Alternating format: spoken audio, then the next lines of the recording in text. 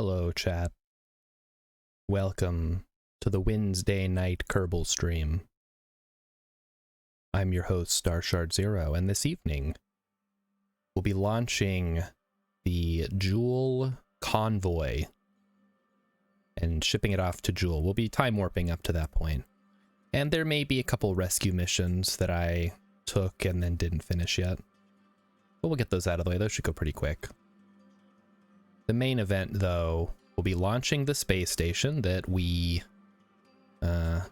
unsuccessfully launched on Monday night. And then we'll do some other stuff. Let me make sure everything is squared away over here on my end. Lights, camera, action, and all that. Okay. Yep.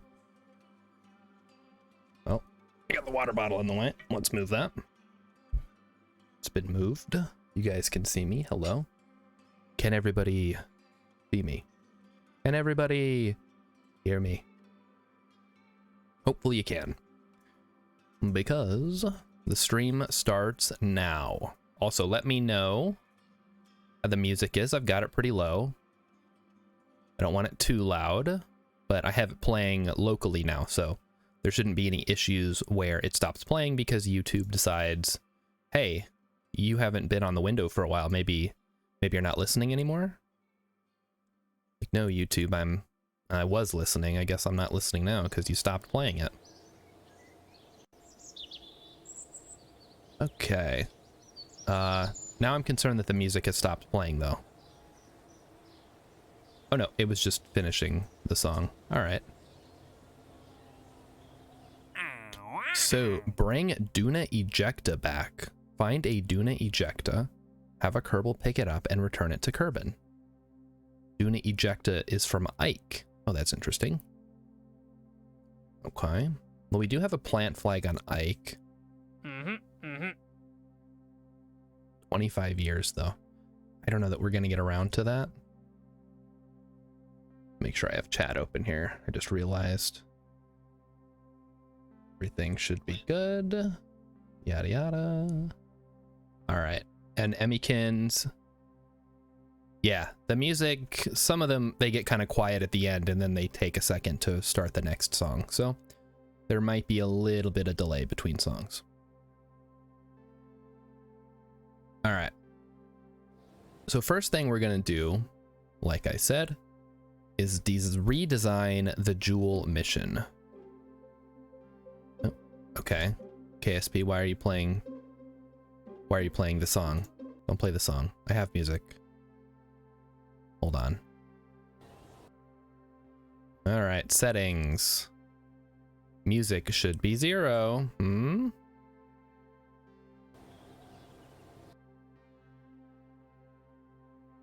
on. Is that music? Or is it just ambiance? I think it's just ambiance. All right, Jewel 1 is here. So the issue we were having was it was very wobbly, and I blame this section. So we're actually just going to go ahead and remove that. So screw it.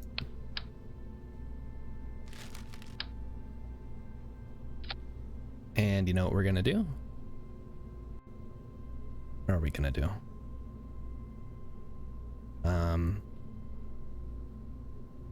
I guess. So we have a couple of options here. We don't really need 2 docking ports, to be honest. And we don't want to use structural stuff because we've had issues with that in the past. So maybe, and I have seen people do this, and I guess it looks okay, but I typically don't want to cover up the windows, but maybe that's the way to do it. Just cover up the windows and live with the consequences of that. All right. So the other issue that we had was that when the boosters came apart, they decided they were going to crash into the main stack, which obviously caused a bit of a problem. So we should use a couple of Separatrons here. Where are those under? Shrimp. Are those under here? Yeah, there they are. The bottom.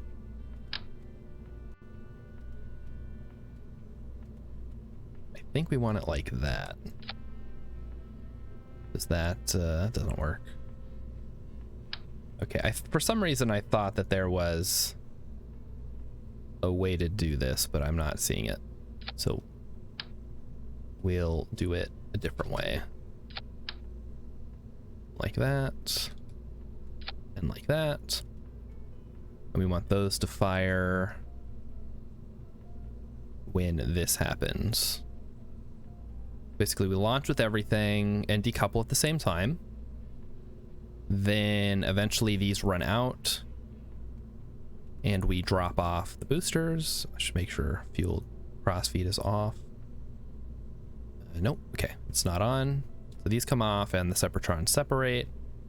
Then we switch to the upper stage, and then, or this is the transfer stage. And then finally, once we get to Joule, we can switch to this stage and handle the rest of it. And this should work. I don't see anything particularly nasty. Also, we have these docking port juniors on here to be able to refuel it. So we can just send up a fuel drone or whatever, a fuel tender, as well as the whatchamacall. Although honestly, we don't need separate tanks, do we? Or separate docking ports, because you can just fill this up here. You can enable crossfeed through the decouplers. So that was a waste of time. All right, I think we're good. Shroud. We want the shroud on. Looks better that way. In fact, this whole thing looks a little bit better with the white and black on, doesn't it? Save the orange for the other parts. Okay. Let's make sure the cargo is ready. We've got a couple of replacement parts. Got the fuel lines. We just need Valentina for this one. She'll be in charge of flying. And we should be good to go. So let's try it again. Fingers crossed this one doesn't wobble.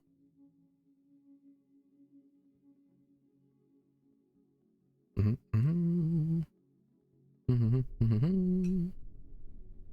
right, here we go. Let's get the throttle up. It is a little bit wobbly, but I think without the whole whatever was causing it, we shouldn't have as many issues. All right, Valentina, are you ready? Everybody good? Here we go. There we go. Launching up. It's a little bit wobbly. Okay, it's a lot of wobbly. I lied. But why though? Yeah, okay. It's actually less wobbly if I try to control it. All right, we'll stick with that, I guess. So no SAS, because it's just causing trouble. Wow, that's actually surprisingly stable for something that's not using SAS. I mean, I'm having issues getting it to stay on a particular target, but at least it's not wobbling itself to death. I think the issue might be this particular joint right here. That might have been worth auto strutting through, but it's too late for that now. All right, there they go. Not a problem this time. Meanwhile, we should be beginning a better gravity turn. Oops, sorry, what happened? Did I miss something? Oops. Over, over. Don't flip it, don't flip it. Valentina, I know I usually let you do that, but that's not what we're going for with this particular station. It's a little too fragile and expensive. Although, if you'll recall, our station on Monday managed to splash down quite a bit intact that we were able to recover. All right, so those hit the ground. Those are the side boosters. And now we are transitioning to 45 degrees. Your fork clinked the plate and you could hear it in the background. Oh, really? Okay. Yeah, I guess be careful with that.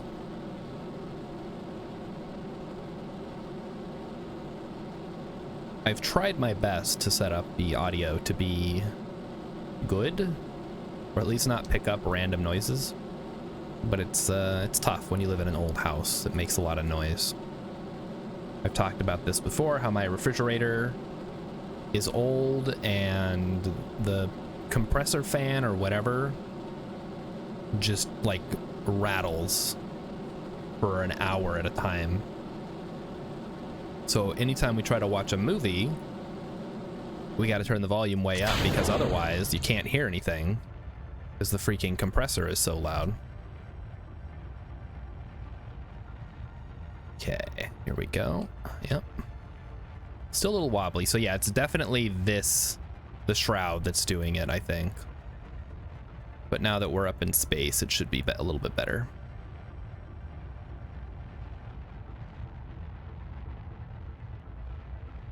And yeah, thrust away at 1.5, that's fine.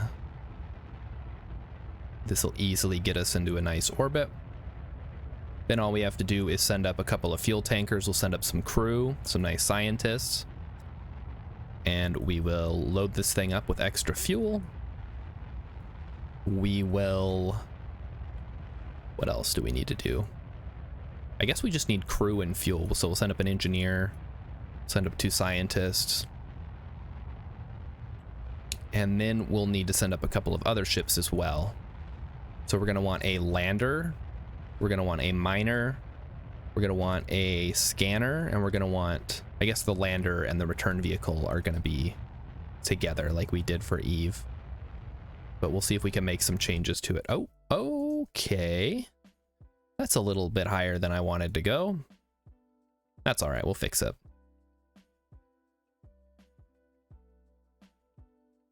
All right, well, we're still in the atmosphere, so I can't time warp just yet. But I think the plan is going to be... We'll get out to our apoapsis, which is really high. And we'll probably put it... Oh, yeah, that's right. We have these guys. We got 3 rescue missions we need to do. And the Jeb Memorial Station's at 120, so we'll park this thing at 100. And we'll call it good. And yeah, these will be a great boon to our relay. They should be able to reach back here all the way from Joule. What else? We've got the solar panels on here. Let's see how it looks inside the cutaway here. Because I imagine it's going to look a little bit weird. It looks fine, I guess. It only looks slightly weird. But I've seen people do it, so be it. It would be nice if these were modifiable, like some of the other parts. The lander can has a whole different thing you can do for rovers that looks really good. So it'd be nice if these had removable windows. Maybe KSB2, we'll see. See how it goes when we get there. All right, we have reached space. Let's open up the power arms, extend out the solar panels, and get some sweet, sweet juice. There they go. All right. Where are they pointing? Oh, we're not quite pointing at the sun, are we? So they're going to be a little weird. That's okay. Sometimes things are a little weird. Nothing wrong with that. Sometimes you're a little weird. Nothing wrong with that. Unless you get weird with it. All right, so we're going to head out to our apoapsis, which I made way too big. We're going to go prograde here. We're going to raise our periapsis to 100. And then we'll head over to our periapsis and we'll bring our apoapsis down to 100 as well. And that'll put us in a nice spot. Then we can actually do a nice 2-for-1 mission here. We can send up a fully crewed thing and then drop them off station, and then we can pick up the stranded Kerbals before bringing them down. So a nice little efficient mission there. Okay, so we are raising our periapsis. Like I said, it's going to go to 100k. Slowly. Slowly. All right, perfect. And then... That's weird. Hold on a moment. What's wrong, game? You having trouble?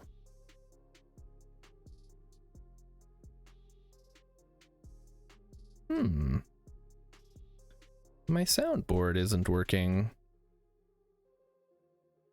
No.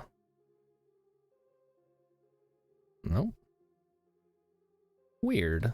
All right, give me a second here. Yep. Check the hotkeys here.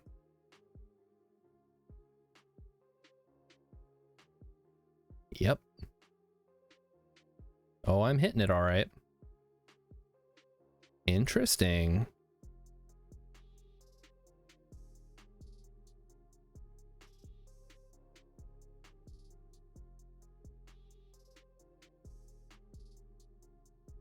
Oh well, I guess I'll have to figure that out at a later date, because I don't know. No time warp for you guys tonight. Very, very strange.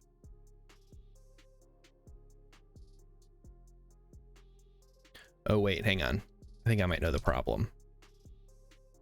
Yeah, not the time warp. All right, so this is here. That is correct. Yeah. Oh, okay, I found the problem.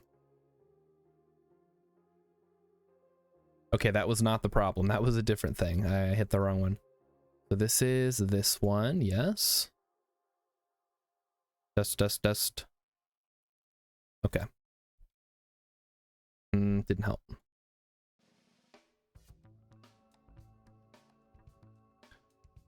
Well, I'm stumped. I think it might have something to do with the monitoring. No. No, it does not.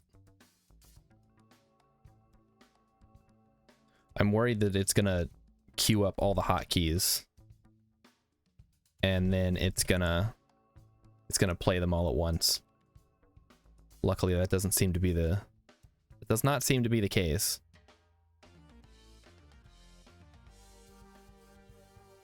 Oh, wait. Oh, what is going on here? Oh, it's grabbing the wrong file.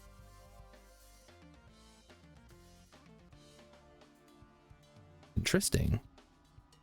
So this should be 69. No. All right, whatever. From here on, I shoot without a script.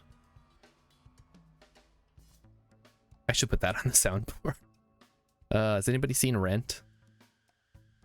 I think I've seen it once, and I didn't care for it. But then I watched a bunch of YouTube critiques of it about how Rent is bad, actually, and I felt vindicated.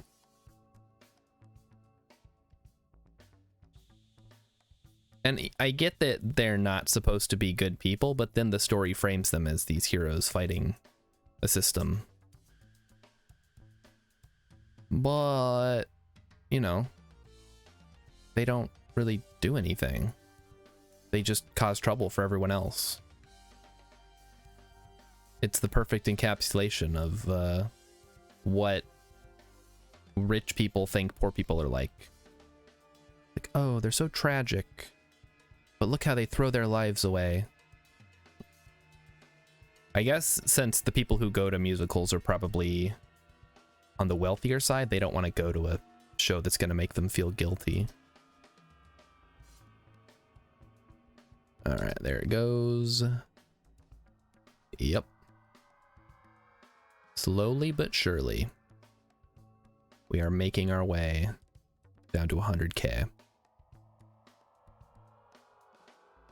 I could use maneuvers. I think maneuvers are probably the most efficient way to set this up. But it just feels so dumb to set it up for such a small burn.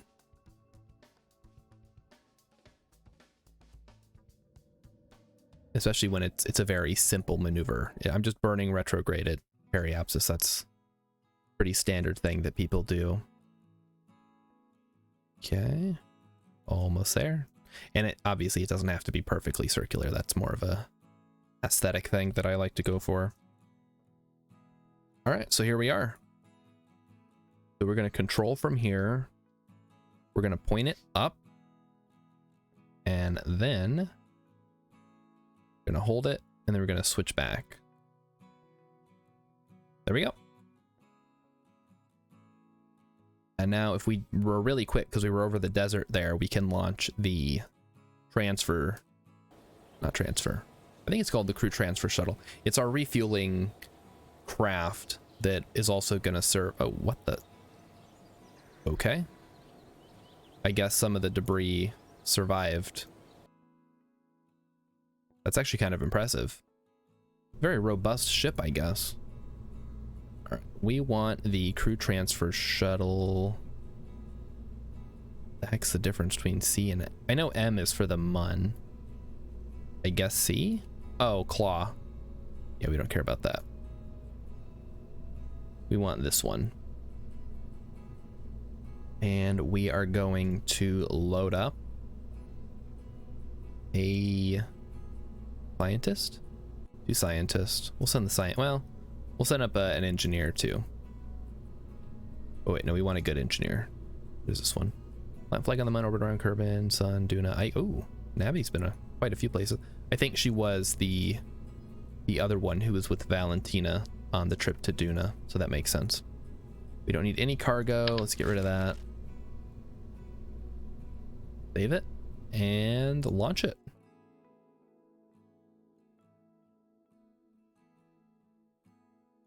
So I'm guessing for the hotkey thing, I would probably have to reset OBS, which I'm not going to do tonight.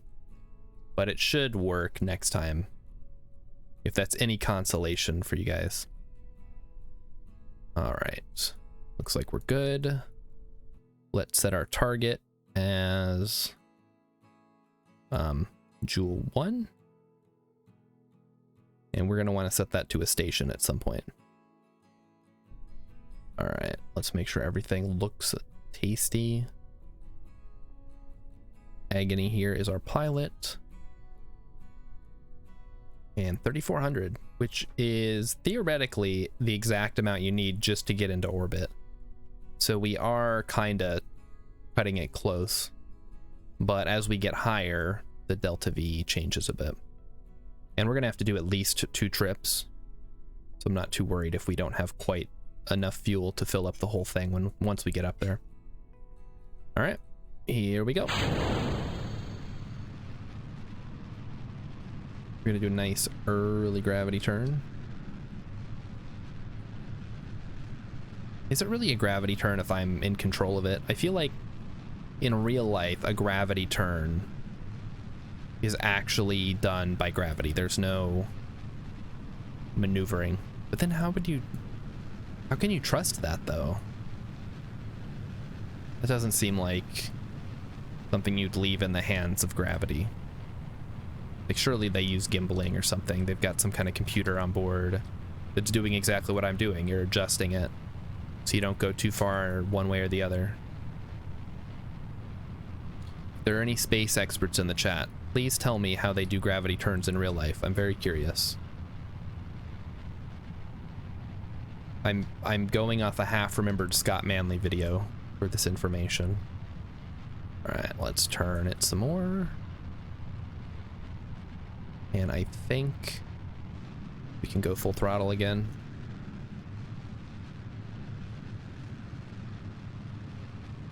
And let's turn some more, some more, some more. Not target. Orbit should be good. Bringing it down nice and easy. All right, well, Emmykins is back and she's not an expert, so that's all right. There's no rush. We'll get this information later on. Okay. We're at 90 degrees, but we're still on track to leave the atmosphere, so that's perfect. Oh, okay.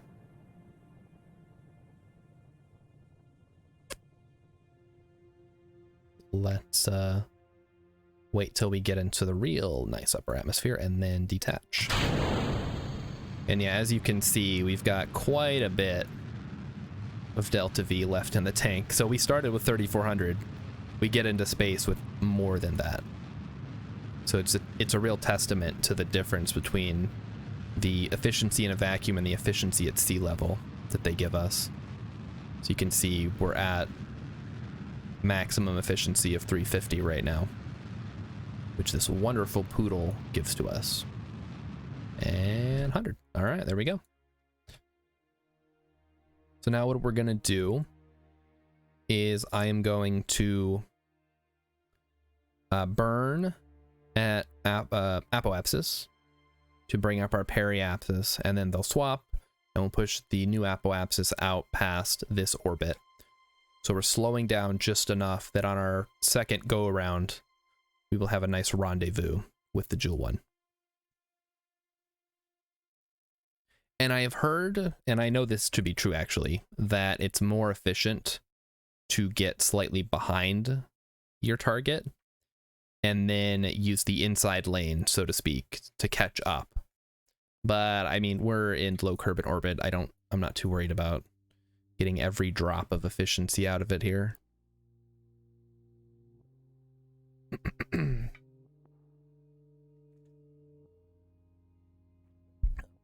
This water bottle still leaks. I feel like every water bottle I've ever had leaks somehow. Like, you screw on the lid. How is the water getting through the lid? I don't get it. But yeah, I've gone through quite a few water bottles over these last couple years, and it seems like there's always at least one of them that leaks on me when I'm just trying to drink out of it. And it's not like it's coming out the top where you drink. It's coming out the seam where the lid, you guys can't see what I'm pointing at, but I'm pointing at it. Here, I'll show you. I'll show you on the camera. So this part, sure, whatever. If I leave this open and spill it, that's on me. But this seam part right here, that shouldn't leak. That should be a seal. That's why it's, oh, shit. Okay. Yeah. The arm got in the way. Hope you guys are, ears are okay. Gotta remember this thing is here. You know, I'm starting to think that the microphone is unnecessary. Because I was fine, and maybe this is not the case, but I felt that the audio with the headset wasn't terrible. So maybe just getting an upgraded headset would be the real play, instead of going crazy and getting this big old microphone. Too late now, though. Spent a bunch of money on it. Now I gotta use it. All right, so this is our intersect. We're gonna pass. We'll pass the apoapsis and then burn. And we'll just burn now, actually, because we need to get it circularized. We at least want to get out of the atmosphere. And then we will keep burning until this thing loops around back to us. Okay, there it goes. We're approaching the quote-unquote intersect here. We're going to pass it. And then, yeah, we just need this arrow to catch up to this arrow. Easy stuff. Okay. So there might have been water in the seam, Emmykin says, and that's why that happened. All right, well, just don't let it happen again. Okay. So here is our intersect. It is coming up. Well, in one orbit, it'll be coming up. And I think 1.4K I can work with. We can tweak it as we get a little bit closer. And yeah, that's only about 40,000 meters that we had to spend extra on top of that, which in the grand scheme of things is nothing. All right, looping around. Let's go. How loud was me banging the water bottle on the arm? Because I guess now would be a good time to check if the limiter is doing its job on the microphone. was certainly loud to me because, you know, I'm here in real life, but I don't know if the microphone, because it was behind, would pick it up that way.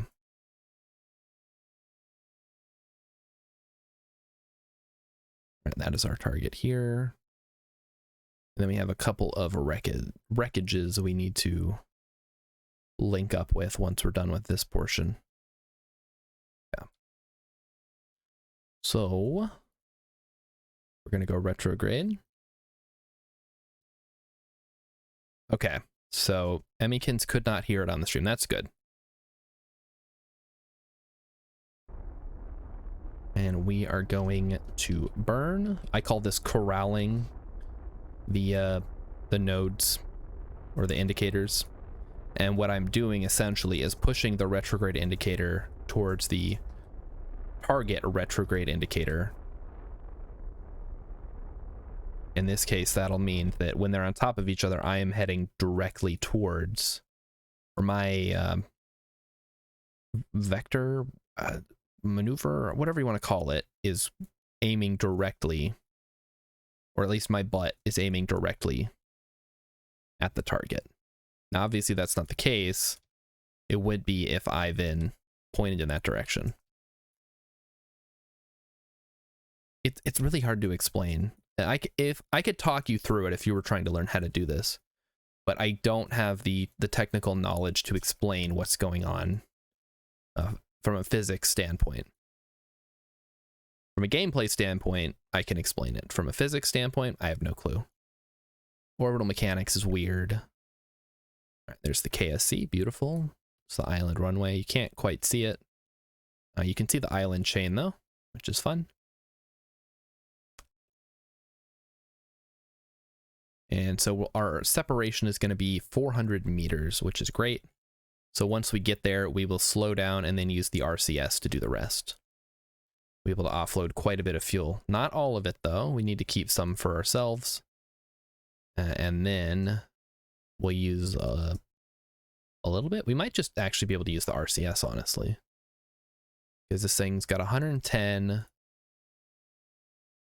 And I know that's more than enough to land or to deorbit. So maybe we can use that as the rendezvous thing to go pick up those other Kerbals. Right now is the time to slow down.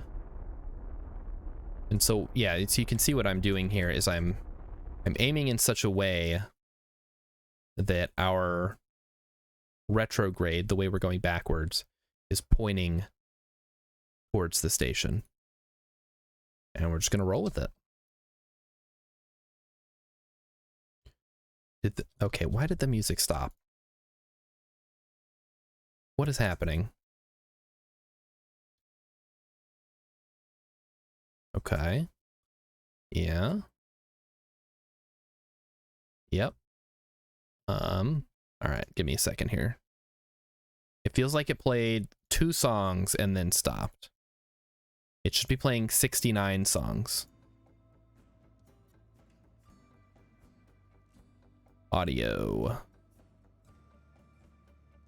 Media.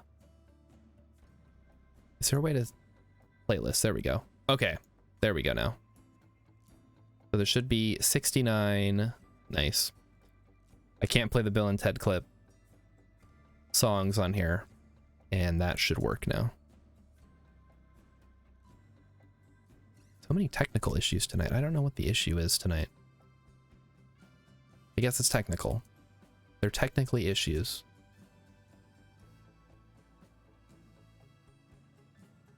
Now we're coming in here. So we are keeping Agony and we're dropping off Sonlock and Nabi. Sonlock, I feel like you've done quite a bit of stuff. But you've only planted a flag on the Mun. Yeah, Sonlock's gonna need to get a little bit more experience. Which he will, because he's going to Jewel.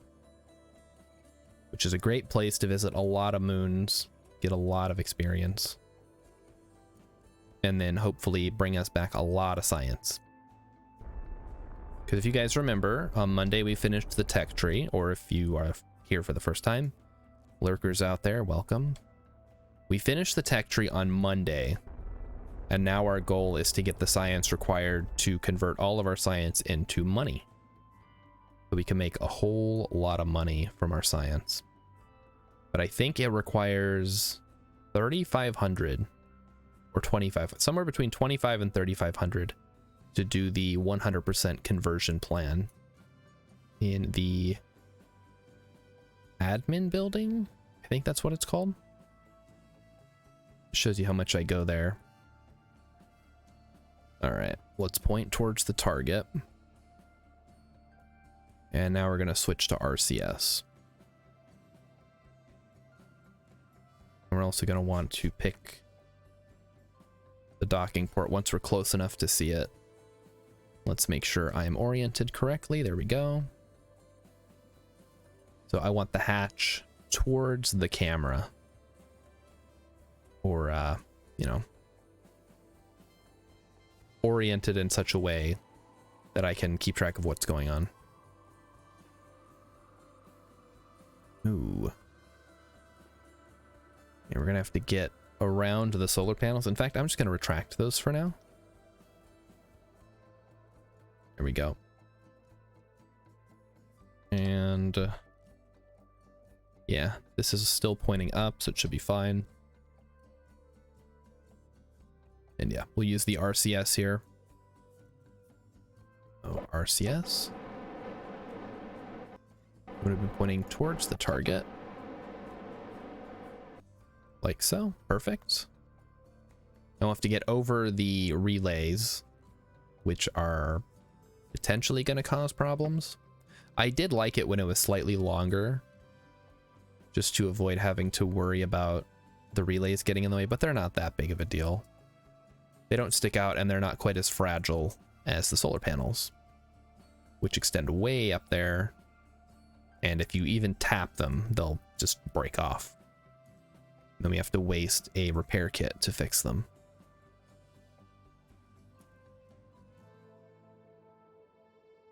All right, so we're coming in about 2 meters per second. So it is a little slow, yeah.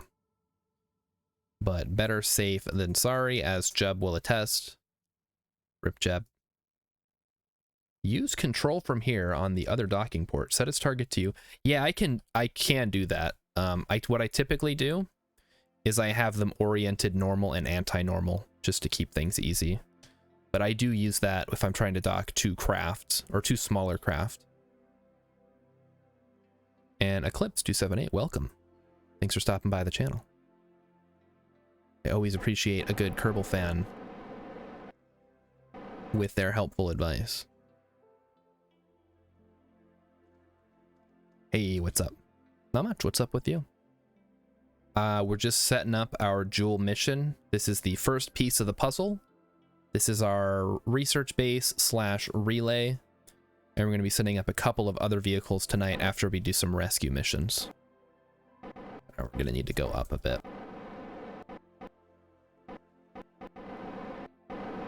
Slow down to 1 meter per second. And set the target as the docking port. Probably open up shield as well. And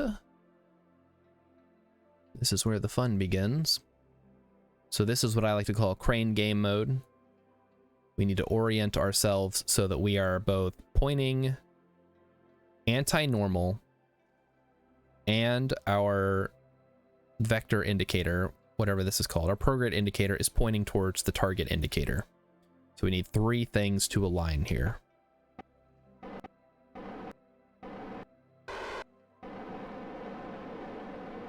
All right, so there is the one, and the great thing here is that this indicator is going to push the pink indicator. So all we need to do is have it set up so that we're trying to push the target indicator onto the 180. And this is where the normal or anti-normal would be if we weren't on target mode. So there we go.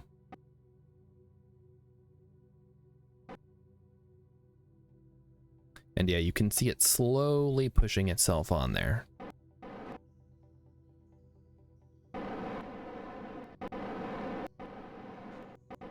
Almost. Okay, so that's about right. Now we're just coming in for a nice easy grab. Switch to fine controls for a moment here, and then we'll just turn off everything. And there we go. So everything is good. So we need to enable crossfeed.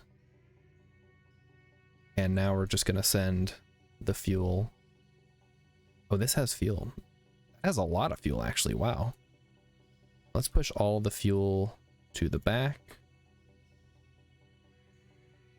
We'll try to fill up this thing. It's not even gonna fill up this thing, huh? Shoot, we're gonna have to do a couple of trips, it looks like. But that is okay. Yeah, that's gonna empty out the whole thing. And yikes. We may need to send up a bigger tanker. That's a lot. Alright. Well, let's transfer the crew. We're going to want to transfer Sonlock. No, I want to transfer the crew. Transfer crew. Want to transfer to the hab modules for now. And Navy also. All right, there we go. Wait. Who? Navy should not be in there. Navy is supposed to be here. There we go. All right. So we've got 2 people in the hitchhiker storage container. Then we're going to go ahead and undock and use the RCS to do the rest. So next target is going to be, I guess this one is closest. So change to orbit mode, change to retrograde, close up the shielding. And this is just going to be RCS only.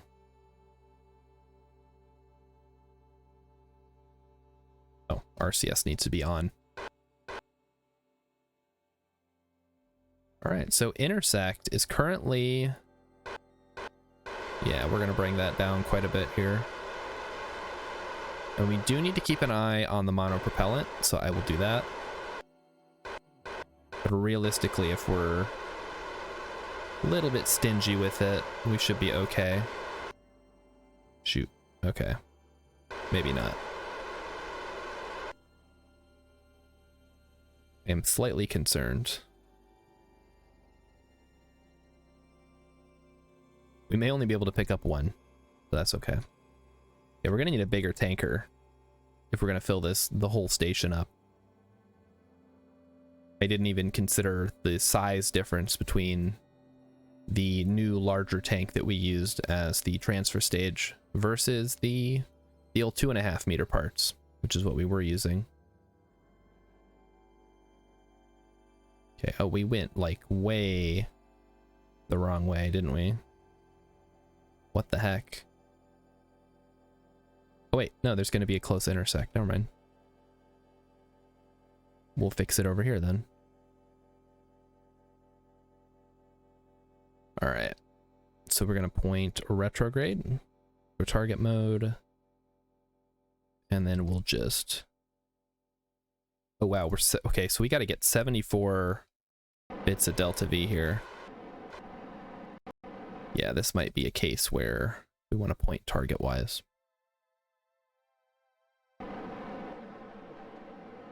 And we'll see. If we get below probably 30, we'll just stop and do something different.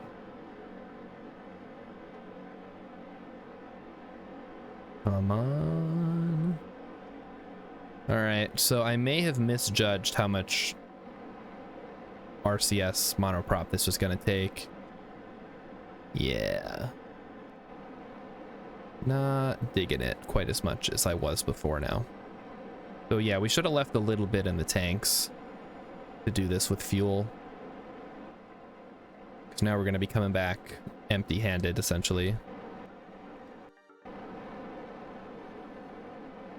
Yeah, okay. Let's just go retrograde here. And we will deorbit ourselves before we get in any more trouble.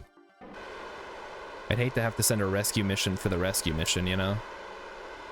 Oh, okay. Well, I say that as I'm doing this completely wrong.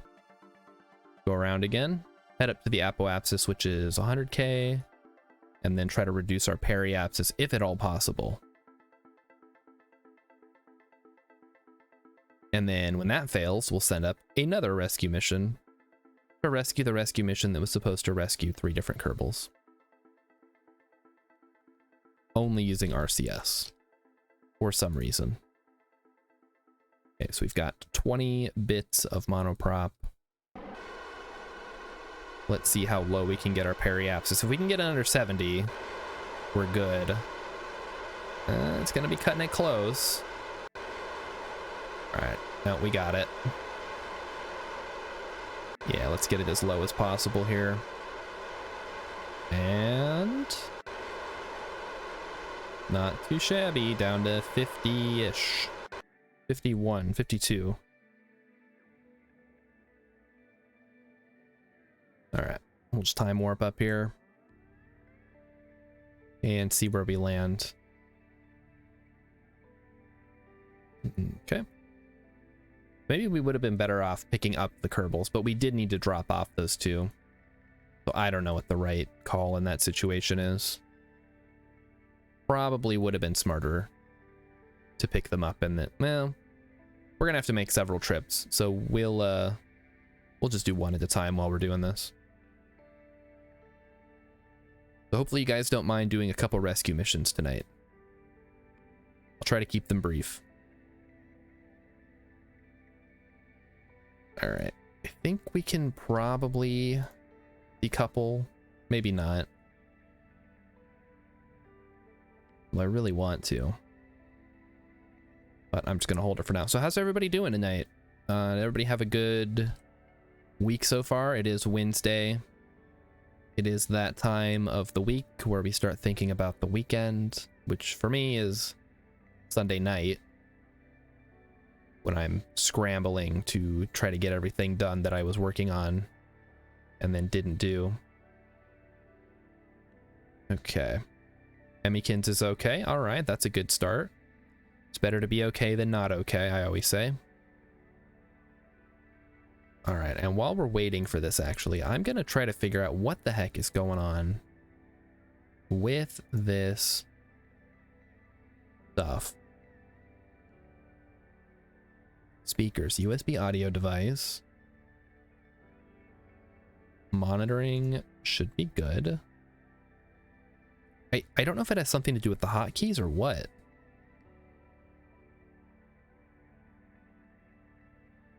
Let's see, what happens if I change it? Control 1, okay, let's do that. It doesn't do anything. It doesn't play them. Now, is that just because...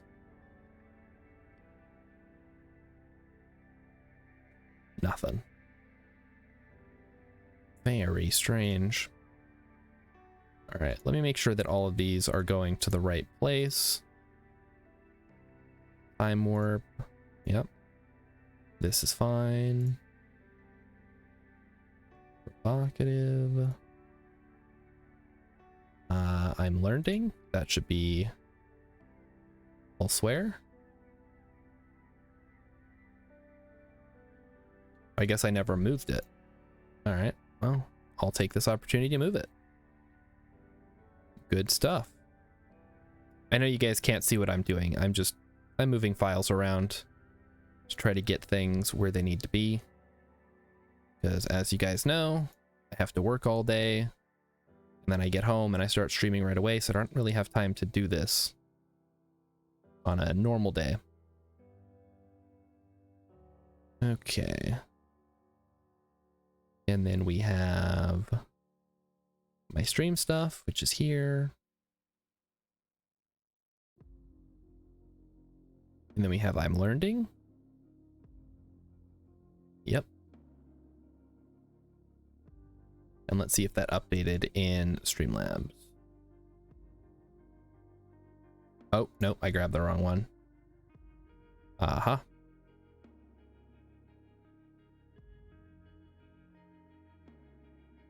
Oh, it says the file's open, huh? Well, it's not. Alright, I guess I can't move them right now. So, never mind. How are we doing on arrow braking? It does look like it's working.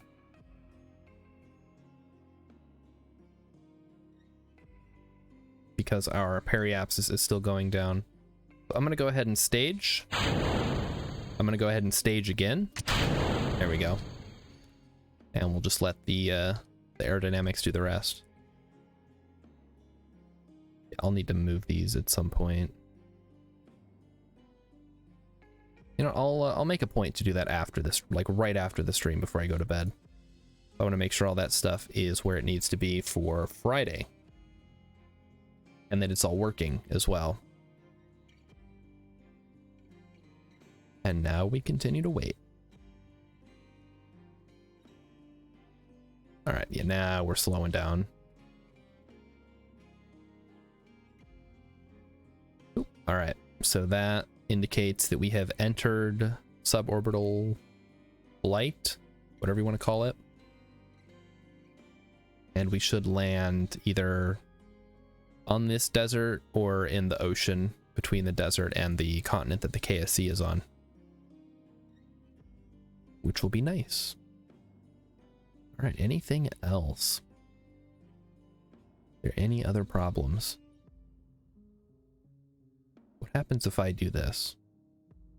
Okay, so you guys are gonna see a black screen for a second.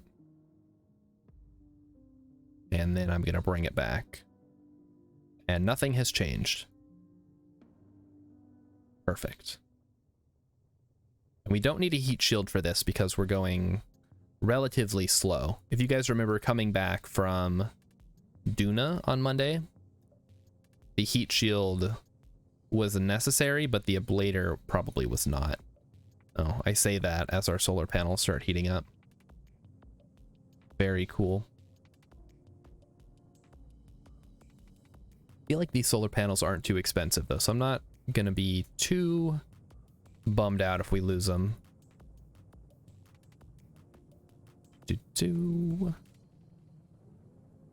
Also, I asked this on Monday, but is the audio better on my voice side?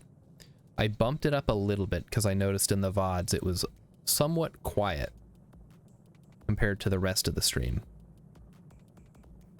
And typically, because I watch other streamers' VODs, right? So if I have the TV or the computer on one volume and I'm listening to those streams and I can hear them fine, and then I switch over to my stream and I'm having trouble hearing myself, that makes me concerned that perhaps the audio is not balanced correctly.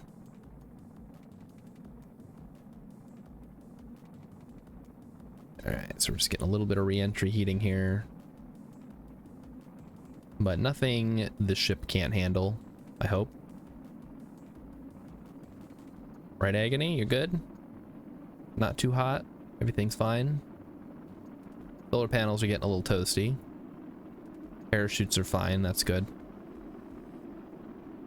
Anything else we need to worry about before splashing down? Gotta remember to drop the parachutes once it's safe. I think you can technically stage them now. They added a feature in one of the updates a while ago where the parachute would only deploy. Oh, I guess there's an option for it. So I could stage it, but then it wouldn't deploy until safe. I don't really want to test that out. So we'll just wait until it's safe, like I normally do.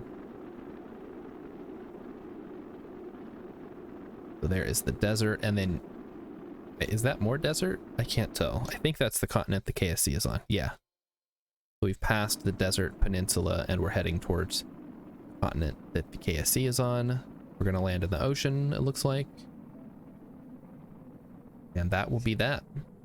Let's get some hydration while we wait.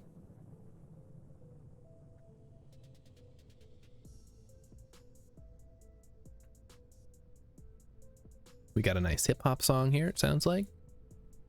Very cool beat. And still red. Gotta let our velocity decrease a little bit. All right, yellow, and good to go. So there they go. Parachutes deployed. We'll go ahead and let the game do what it's gotta do.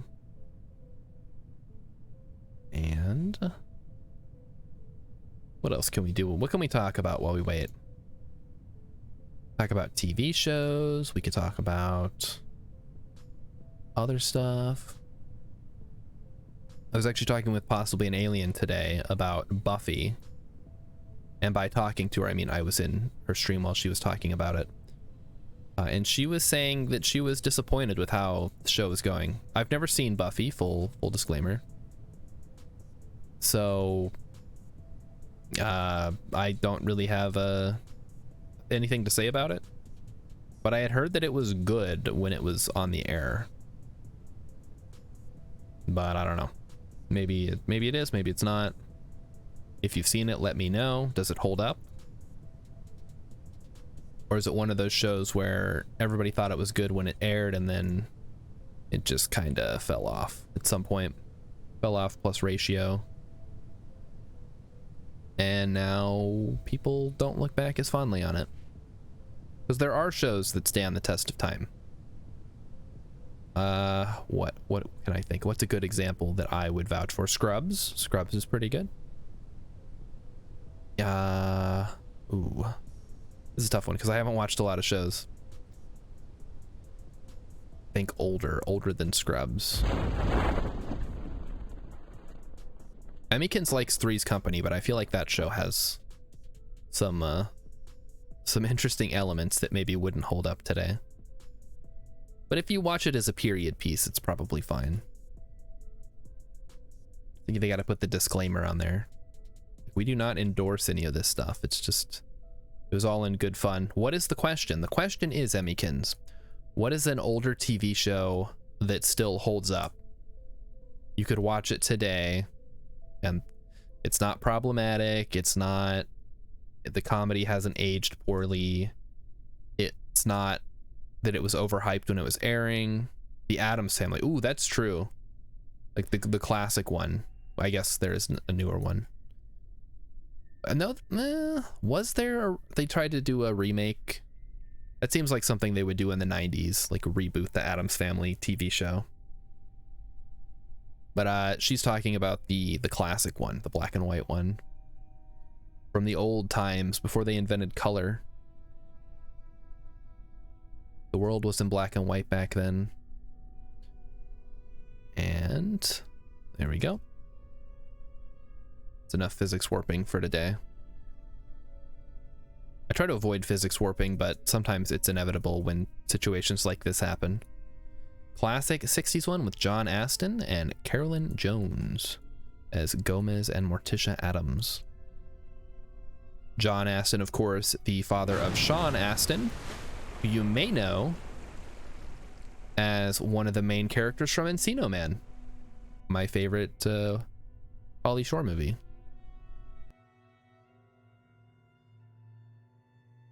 And I guess he was in Lord of the Rings or something. I don't care about that. That's not a big deal. Nobody likes that movie. Didn't The Hobbit ruin it, like retroactively?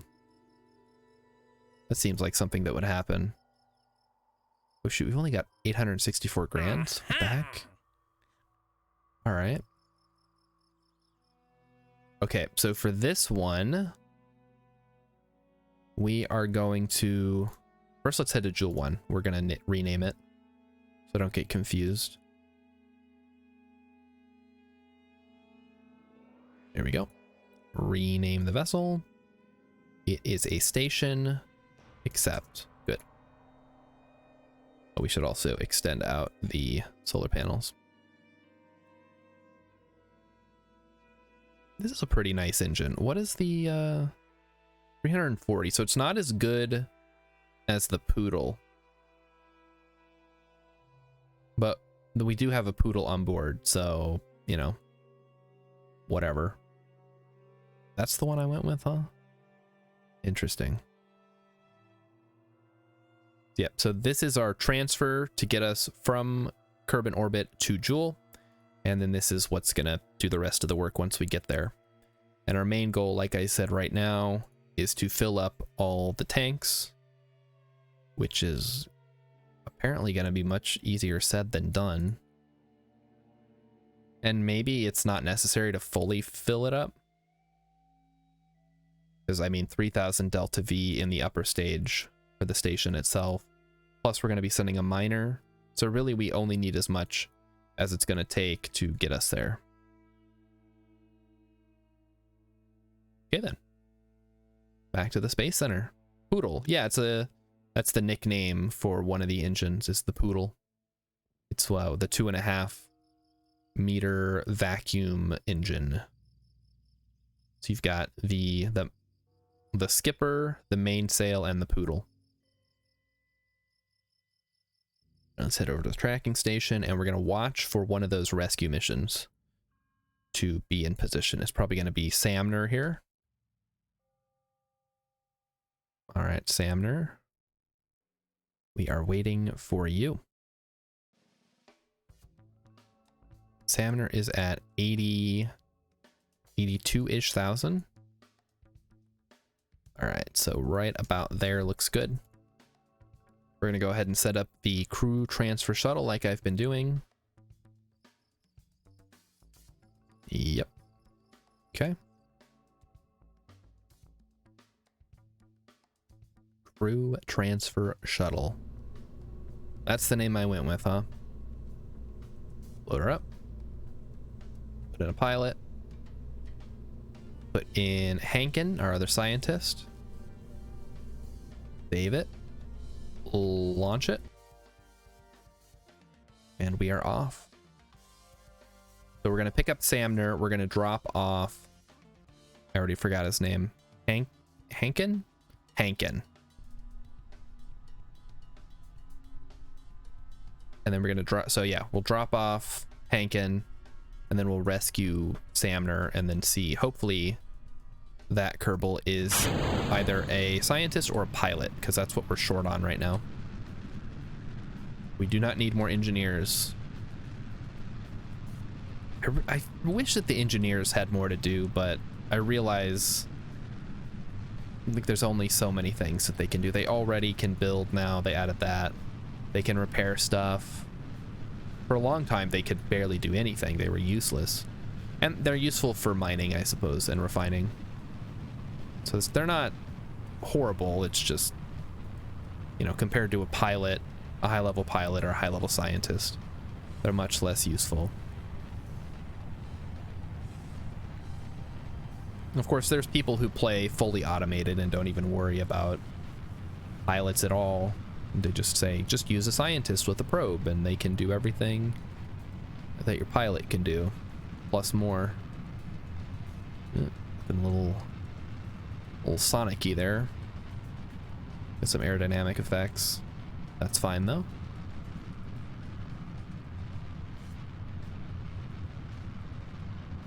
And there we go. Looks like we're out of the thicker part of the atmosphere. We can crank up the throttle a bit. Oh, here come the atmospheric effects again. A little bit of heating, potentially. All right, let's dial it back a bit before we hurt ourselves. And oh, okay.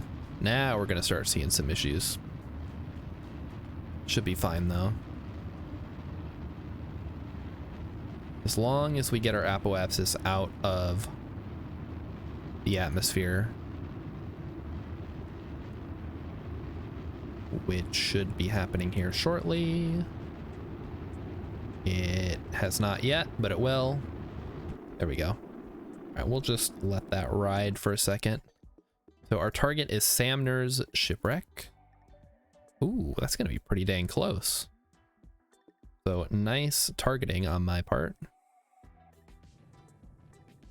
And then we just wait till this kind of dies off before we launch our next bit. Okay, and go. So we're just gonna watch our intersect here. Want to get that nice and low. Obviously, multiple kilometers is not ideal, but we do appear to be pushing it down quite a bit.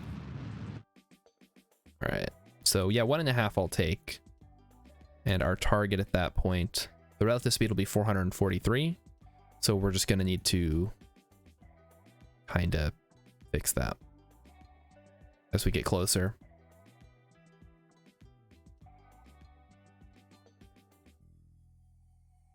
And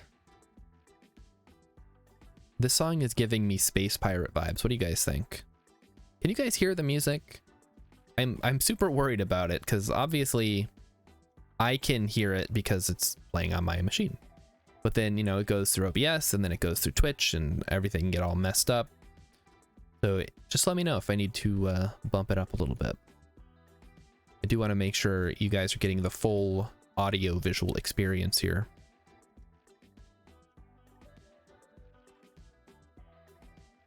We are approaching the intersect. Have we left? Okay, yeah, we are in a vacuum now, which is great. 0.8 kilometers. How far is it now? 30,000? Good, good, good. I would say once we're about 30 seconds out, or maybe we should go by the... I don't know what the best way to approach this is. I'm just going to do this and hope for the best.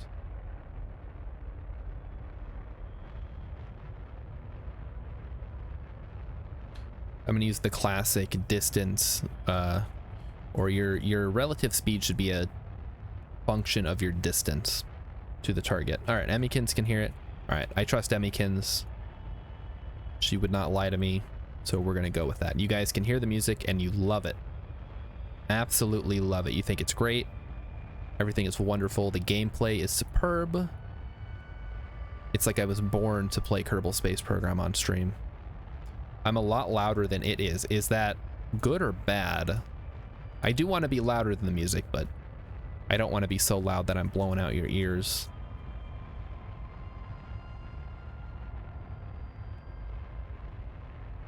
Okay, this is going pretty well, I would say.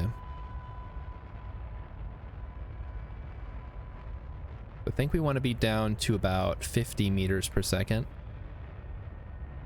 Now, let's actually slow it down for now. We are getting very close, so we're about 4 kilometers now, and rapidly closing at 100 meters per second. Good stuff. Rendezvous are always kind of a fun thing because so many people have trouble with them, but it's something you get a feel for as you do them more, I think. And I've done so many rescue missions, so many docking things with stations that I just kind of have a feel for it, like I said. What I don't have a feel for is planes or robotics. Those are my kind of weaknesses in KSP. I'm good with launching big bulky ships that are not aerodynamically sound. I say good. I don't know what my track record is. It can't be that good. But I do it anyway because it's fun. And fairings are for suckers. And what else? I'm pretty good at rendezvous. So all that station stuff. Station keeping, whatever else. We are closing in rapidly. Let's adjust. Slowly. Perfect. And then we can just drift towards the shipwreck here. We got 3,200 meters per second in the tank, which should be plenty to get us up to the Joule 1 station. Offload the fuel, transfer crew, and then head back down. Ooh, that actually reminds me, I should be getting science while we're up here that we can study when we get to Joule. That would definitely be worth it. Right, closing in. We are now very close. I know I want to be louder in the music, but you're listening with headphones, so I feel you're a little too loud when you have Full volume. Okay, gotcha. Yeah, you probably don't want to have me maxed out. You know, if you can adjust your volume to a comfortable level and hear both me and the music at a reasonable, nice volume, that's what I'm trying to accomplish here. Samner is a scientist. Excellent. New scientist. So, welcome aboard, Samner. You are very welcome. Because you're not an engineer. We have a surplus of. Might be fine if you're not wearing headphones. Might be fine. Okay. Well, we'll see. I'll listen to the VODs. Still trying to get a feel for it. Alright, Samner, you are captured. Now we need to get to Jewel 1. And to make that nice and easy, I'm going to use a maneuver.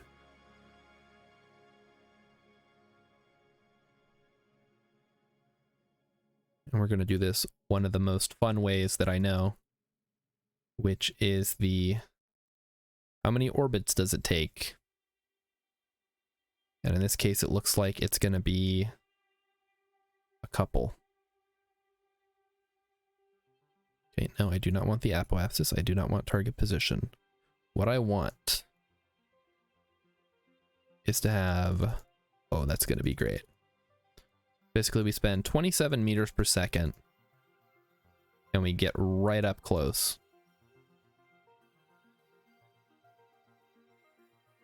So you can see what I'm doing here. I'm just moving the position along until we get minimal separation.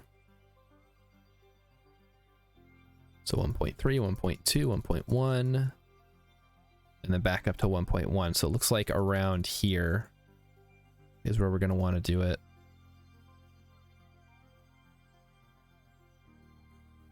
I'm just tapping the prograde maneuver. Let's actually turn that off. Come on, game, really? Let me turn it off. No. Okay, it's not gonna let me turn it off. Whatever. Wait, what if I do this? That didn't fix it. Really? Oh, that's so frustrating. All right, to the maneuver. What were we doing? This, I think. And then we're just moving along the orbit. Find the ideal transfer point. All right, I'm going to call that good. And we'll just warp. See here. Make sure we don't bump into anything that I wouldn't want to bump into. Whoa. Sorry about that. Hope you're not getting dizzy. Okay, that was a lot more orbits than I thought. That was like a whole day. Jeez. All right, that's fine though. So now we are going to point at our maneuver. We're going to go ahead and execute.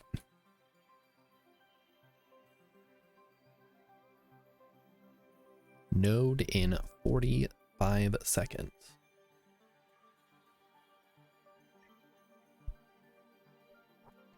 Wait, what is this? We were saved, Samner. Okay, it was just the 2 messages you get when you rescue a Kerbal.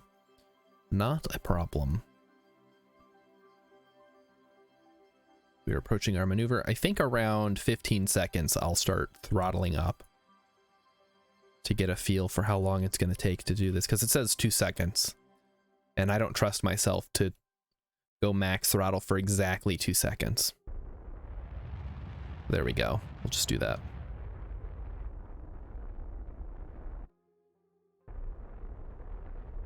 And beautiful. All right, so that should put us at a nice intersect coming up here.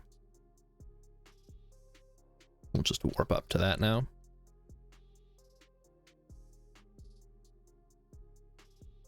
And as we close in, 2 minutes out, switch to target mode. We're going to do that thing that I did in the last mission, which was point my retrograde indicator at my target retrograde indicator to get them lined up.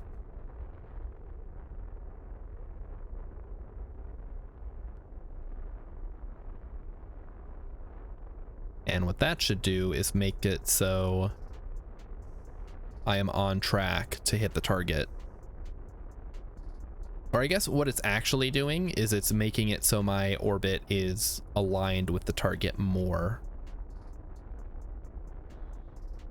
And you can also see it's reducing relative speed and separation, which are two things I know I want to be as low as possible once I get there. There we go. Oh yes. 0.2. 0.1, even better. 100 meters. I think I can work with that.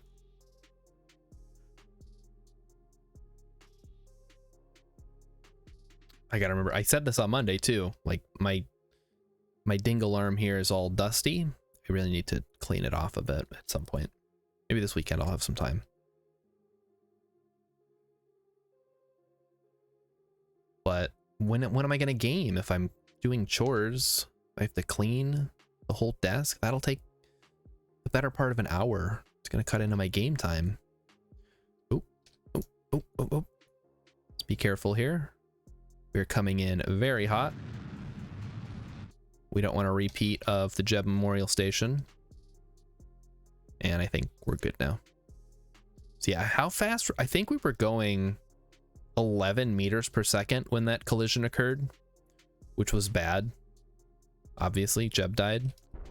But yeah, so I've been very cautious with the more recent maneuvers. Now let's open it up. Open shield. And yeah, we're gonna go ahead and retract these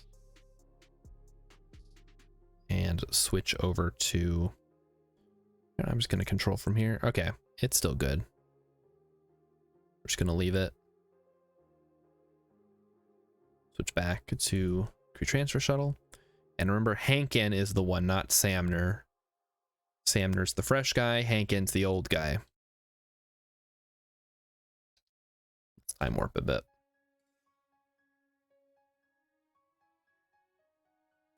Okay, we're a lot closer now. We're 100 meters out. I should be able to spot the docking ports. Set as target. We're going to go ahead and do that. And then, oh, let's slow it down, huh? Let's not be hasty. Haste makes waste. Time makes fools of us all. So which is it? Should you be fast or slow? I don't know. I'm asking you guys. Okay. Get the hatch pointed towards us.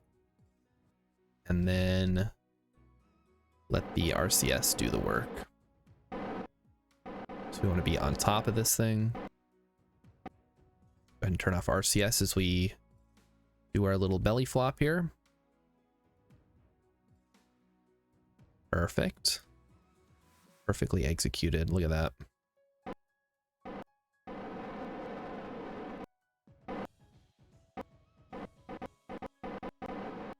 Oh, got a little. Okay. Yep. That should do it. Got a little funky there for a second, but I think it worked out. Let's make sure this is pointing back up again. And we will start transferring the fuel and the crew. So Hankin, I guess Hankin can go in the lab. And then Sonlock, I think, is our other scientist. Let's double check. Yes, Hankin, Sonlock, Valentin is our pilot, Nabby is our engineer, and Agony is the pilot of the crew transfer shuttle. I see that the dingle arms got a little unlocked again. So we need to offload all the fuel. Like so. And actually, yeah, we don't need any fuel in the shuttle anymore, because we're just going to be going ahead and deorbiting here. All right. So we're going to control from here. We're going to go ahead and decouple. And there we go. Go retrograde. Let's see where we are at. Yeah, so we'll land in the ocean, it looks like. Just go ahead and burn all the RCS.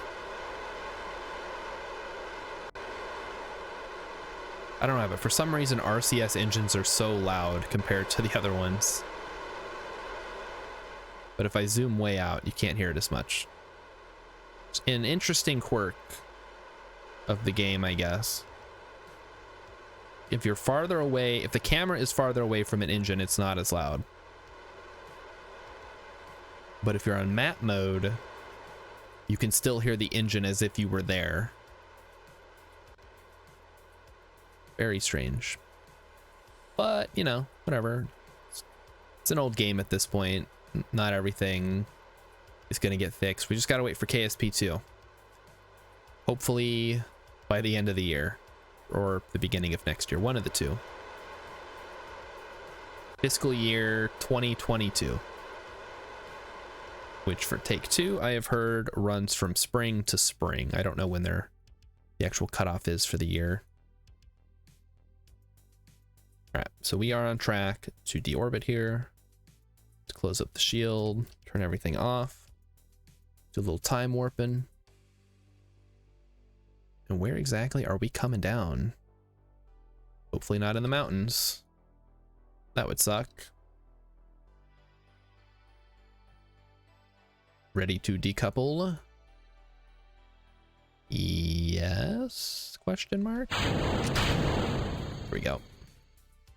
All right. Oh, I totally forgot what we were going to talk about tonight, chat. I should have wrote it down. I had all these great ideas, and then I got caught up in playing KSP. We talked about TV shows. Anything listed here? Well, that's right. We were talking on Tuesday.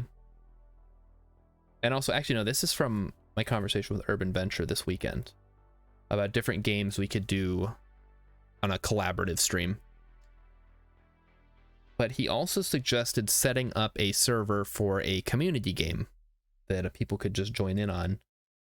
And I think Minecraft was an option, Valheim was an option, just for our little group that we've established at this point. Which, if you don't know, is me, Urban Venture, possibly an alien, and then a few others. I don't know exactly who wants to be associated with the group, so we'll have to take a look. Yes. Does anybody use these RCS ports, I wonder? They seem kind of limited. I guess it's essentially, if you look at it, it's a big four-way port, right? So you can go up, down, left, right. But it doesn't have the forward-back capabilities. So it might be useful for certain docking procedures, probably.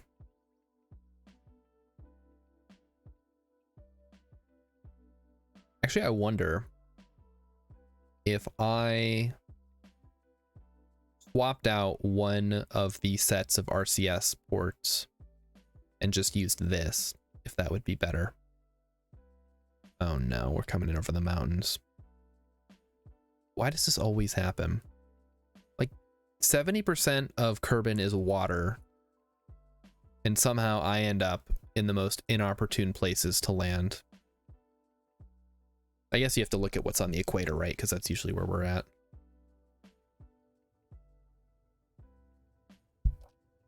It can't be that much, though. We've got... Oh, yeah, this whole strip is land. There's this, like, small part of water, KSC, water, desert. Kind of hard to see. Water, desert, and mountains.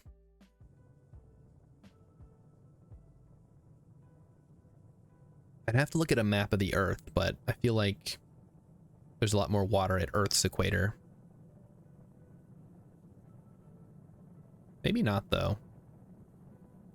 But I think the skinny part of Africa starts, or the equator runs through the skinnier part of Africa. Like you get below that whole Ivory Coast, Gold Coast area and get into I don't know what you'd call it, like the Congo area, that part of Africa. You just kind of cut it off, and then above that you've got the big ovally part, and then below that you have the long skinny part.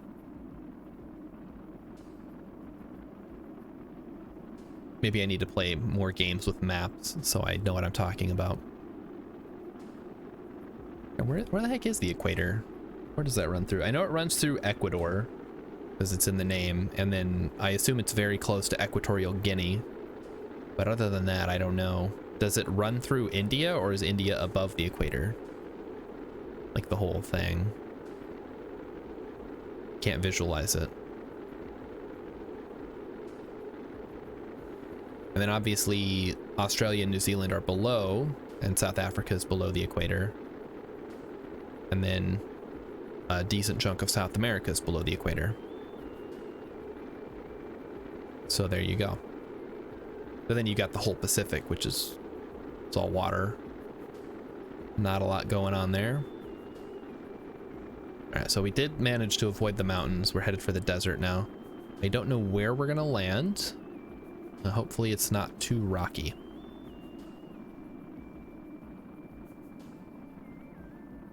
Rocky.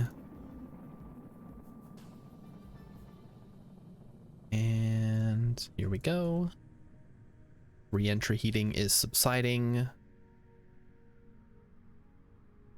Oh, you know what else came up during our TV show discussion was Smallville. And the reason this came up is because on one of my YouTube videos, one of the VODs that I uploaded to YouTube, somebody was watching and brought up how much they disliked how bad Smallville got. And I did feel a little vindicated there. Because seriously, I was enjoying the show for a decent part of it. And then it started getting weird, and I'm like, oh, maybe they're going somewhere with this. Maybe it's gonna have like a good conclusion. But no, it just kept getting weirder and weirder and dumber and dumber. And I'm starting to wonder if the people who make TV shows actually like making TV shows or coming up with creative ideas, or they're just like, listen, we got to get this show out. We got 2 weeks to shoot it. Anybody got any ideas?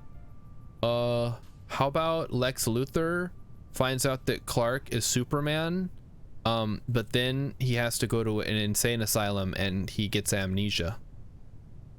Like, yeah, perfect. Do that. That's great.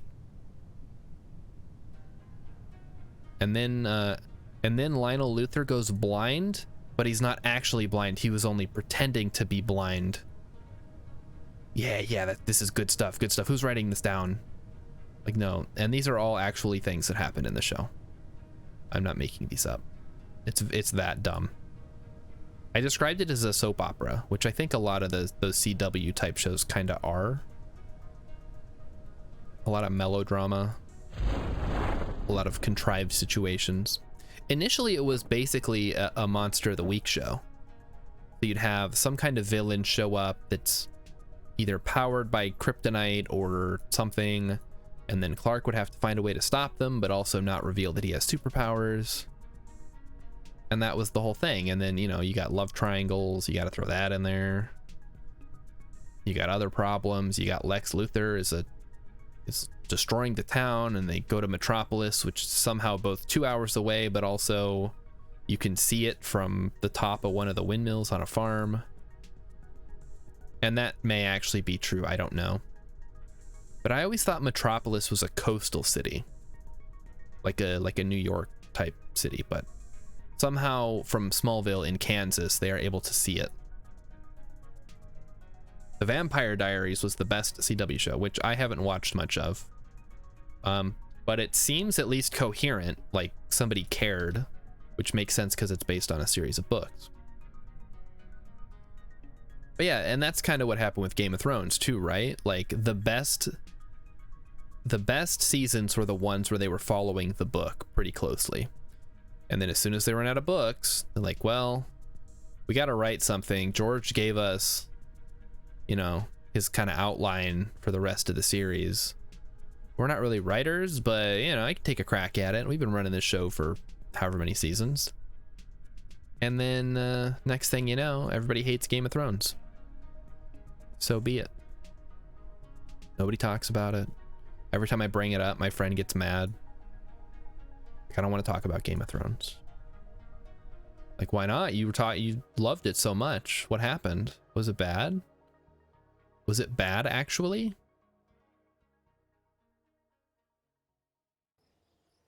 I guess maybe it was.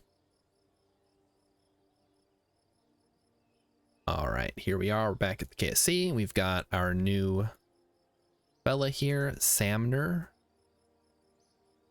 Anything new we could do? We could do a Gilly one. I think we might actually have a station down there. Just put a quick thing up. That'll be fun. So if you guys have not been to Gilly before, all right, Samner's we can terminate. Yes. Gilly lander is, oh, it's orbiting Gilly? Ah, shoot. Okay. For some reason, I thought we had already had a ship landed there. All right, we'll worry about that later then. So let's go back to Kerbal and see. All right, that Verberry's derelict is coming up. Let's get ready to launch here. Push it a little bit closer. All right, launch. Emmykin says she saw seasons 1 through 7 of Game of Thrones and feels she's seen better shows. Oh yeah, really? Like what? I want to know what you think is better than Game of Thrones, one of the most highly moon lovers. Okay, you can't bring up K-dramas. Nobody has seen those except for you. You might as well bring up an anime. It's like, oh, well, I watched The Promised Neverland, and that's a way better show than Game of Thrones. Like, you're comparing apples to oranges in that they're both fruits, but completely different types of fruits. You need to compare Granny Smith to Honeycrisp. All right. Who are we setting up here? Just Agony. Should be good. Yeah, we have the engineer, we have the 2 scientists, we have the pilot, we're good. Star Trek The Next Generation, excellent show, yes. Here's to the finest crew in Starfleet. And also, welcome Wartang, thanks for stopping by. I hope my my TV show rants aren't gonna drive you away, but if you're here for that, then I'm glad. All right, we are launching. Just get this over with. So many rescue missions to do.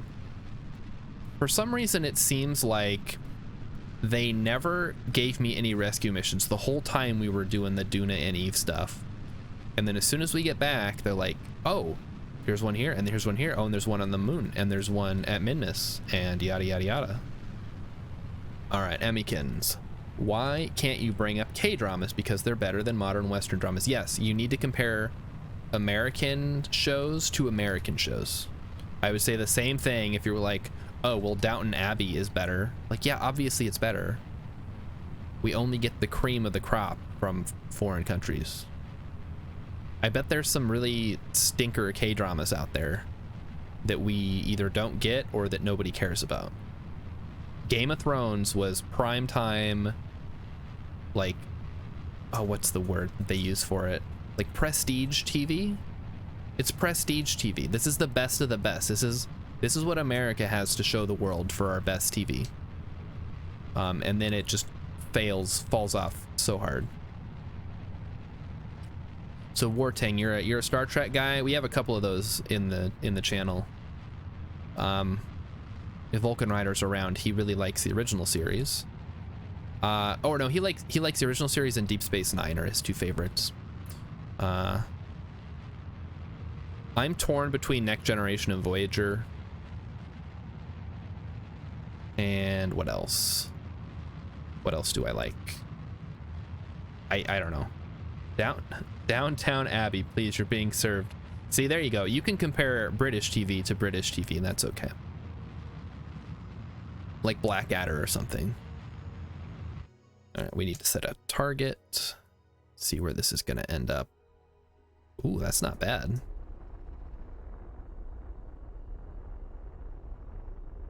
Come on. My favorite British show is Mr. Bean, because growing up, my grandma had, I want to say all the episodes, like the whole series on VHS tapes. And me and my sister would just watch the crap out of them. Ooh, that's gonna be nice. That is not too shabby. All right, let's get that separation down as much as possible with what we have in the big tank. Yeah, that's about as good as we're gonna get. Voyager was your favorite, but in more of a Robotech Macross. You're more of a Robotech Macross fan. Okay. Yeah, that's fair. If you like that kind of space warfare, ship battle type stuff. Okay, we are approaching the intersect, but it looks like we're going to have some issues. Why are we not turning? I guess the gimbling is not good enough, or the reaction wheels are not good enough for this particular maneuver. There we go. Time to switch. This is going to be pretty tough because we're getting very close, and we need to get a lot of velocity covered here. All right, let's see. Come on. Come on. Oh no, it's going the wrong way. Oh, it passed us. We didn't have enough velocity. That's fine. We'll catch up soon enough.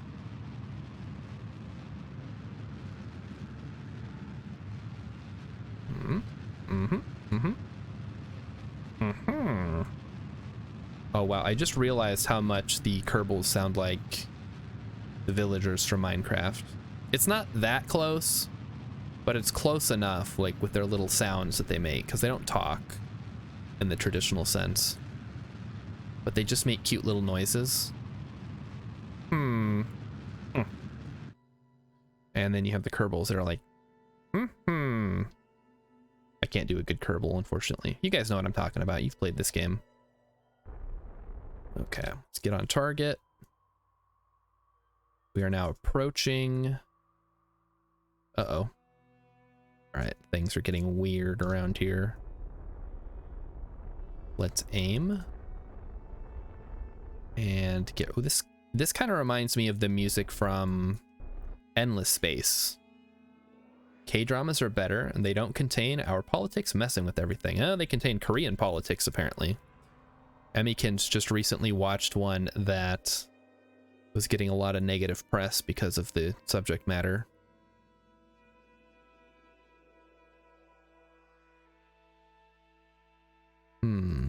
So I think we just go around to the next orbit. Let's make sure we're not dipping into the atmosphere. 65, we kind of are. So that's not going to work. Let's head over this way. Consider is Rising of a Shield Hero. For anime?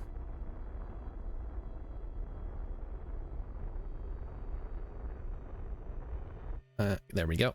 All right, that's what we're gonna have to work with for now. Yeah, we kind of biffed the whole intercept thing, but we should be able to make it up on the next orbit here. Yeah.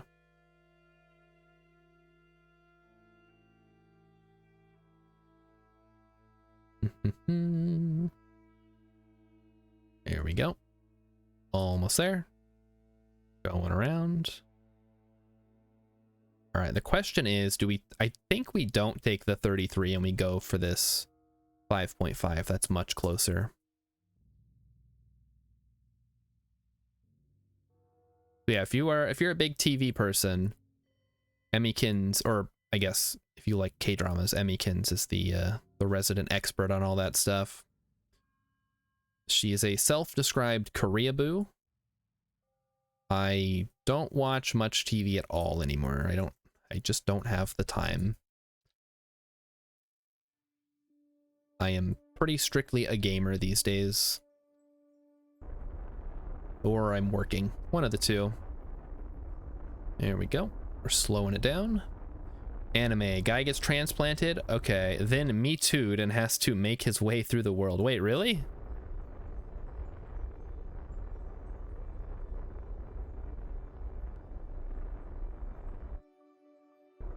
Interesting. Yes, it's one of those them isekai animes that's all the rage these days. Yeah, I kind of follow what is released every season, but I don't watch anything. It's really good. Oh, okay. What is the one where the wrestler gets isekai'd and then he suplexes the princess? And he just wants to, like, have a beast farm or whatever. Make a zoo. I feel like I talked about this recently, and the name of it, and any anime for that mind, slips my mind every time I talk about them. I just describe them and then hope that somebody knows what it is. Okay. So 4.8 kilometer separation coming up. Guess we'll speed up for that. And there we go. Let's make sure we are pointing at the target. How much fuel do we have to offload? Almost 1200. Not a lot, but it'll do. I'm gonna use RCS for the rest of this, I think.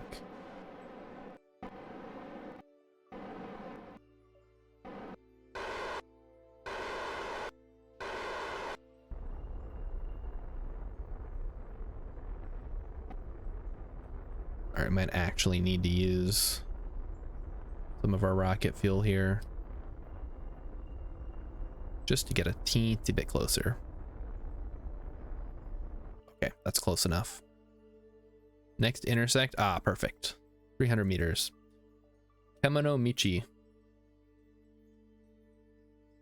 See, these, it sounds familiar, but I do not know any of the names of the animes. That's not true. I know like Death Note and Full Metal Alchemist and all the big ones, because I always tease my friends because they're more into anime than I am. I'm like, oh, are you guys watching Full Metal Alchemist Brotherhood? They're like, no, that's for normies. We're watching real anime, like Redo of Healer and oh shoot, what's the other one? What's the one that got banned? Like it got pulled off of every service. Is like interspecies reviewers.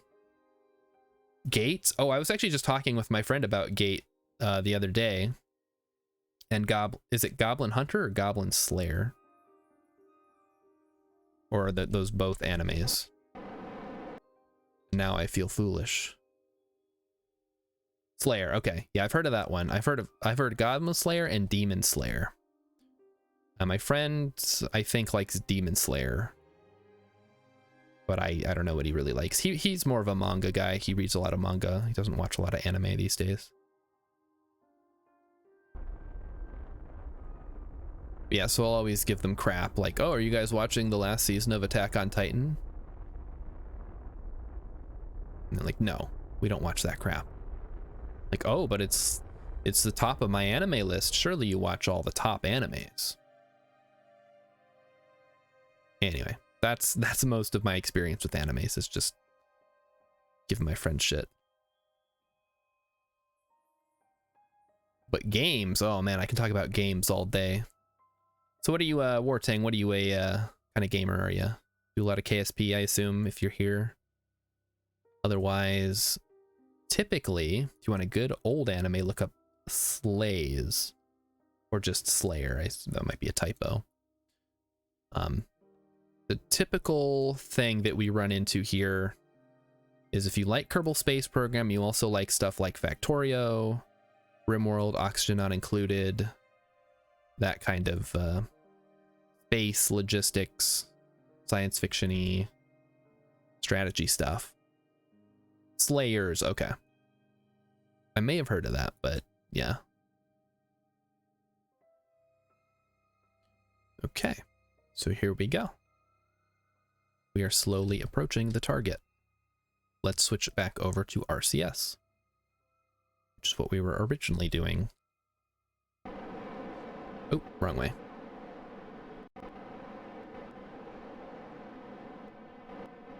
There we go.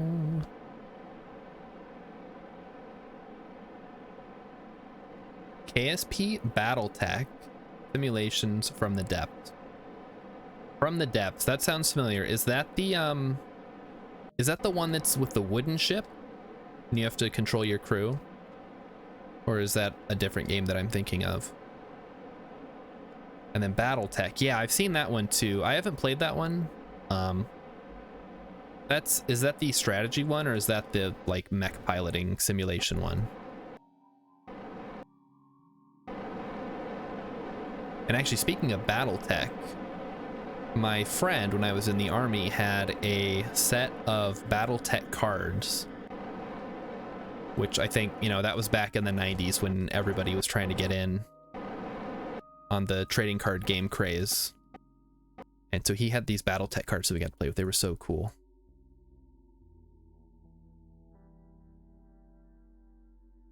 The strategy one. Okay, yeah, I've seen that one. I actually was interested in that. My friend likes, who's more into giant mech stuff than I am, wanted to get it, but his computer sucks. Which is funny because my other friend bought Elden Ring for him, and his computer can't handle it. And he's like, he was asking me, because I'm sort of the hardware, not hardware, but computer tech guy in the group. He's like, can you fix it so it'll run? And I'm like, his video card is not going to handle that. It's like 10 years old. He needs a new video card. And unfortunately, with the way things are right now, that's not going to happen anytime soon. I'm very lucky that I built my PC when I did, and got a good price on a video card. Ouch. Nope. Yep. So he's stuck with his crappy PC for now. Stuck playing old games. All right, let's speed up a little bit here.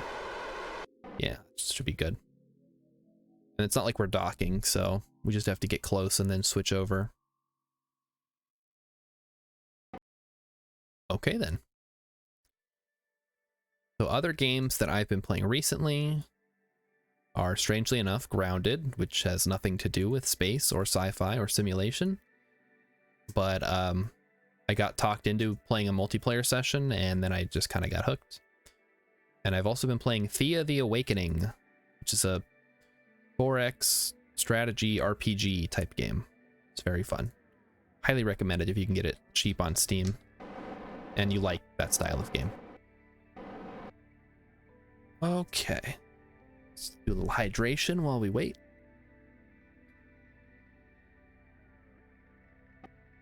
So how do you typically play KSP? Because I play on hard difficulty, career, and I don't use any mods. So the title of the stream does not lie.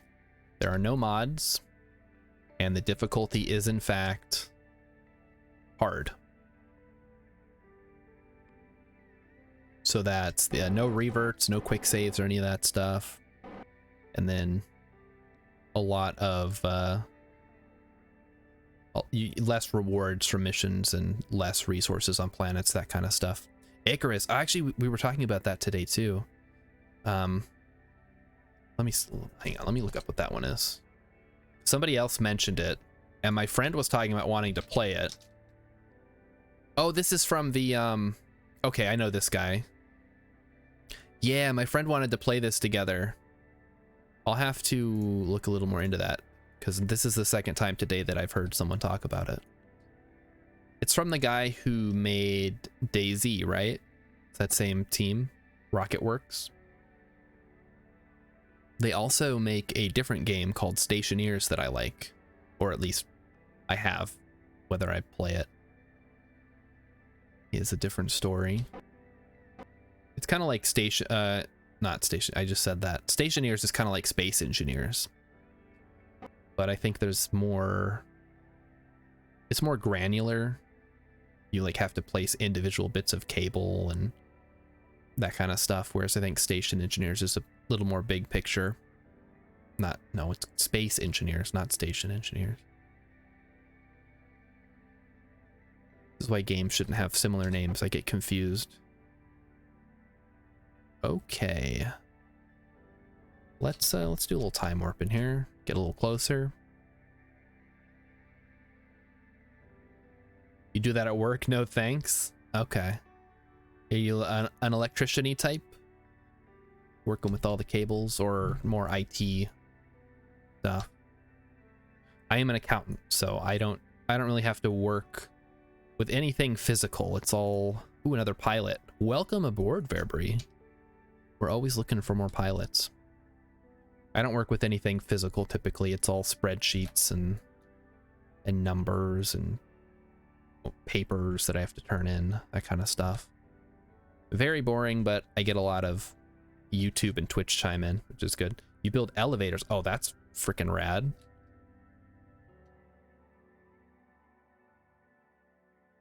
Okay, so next up we need to go out to the Jewel 1.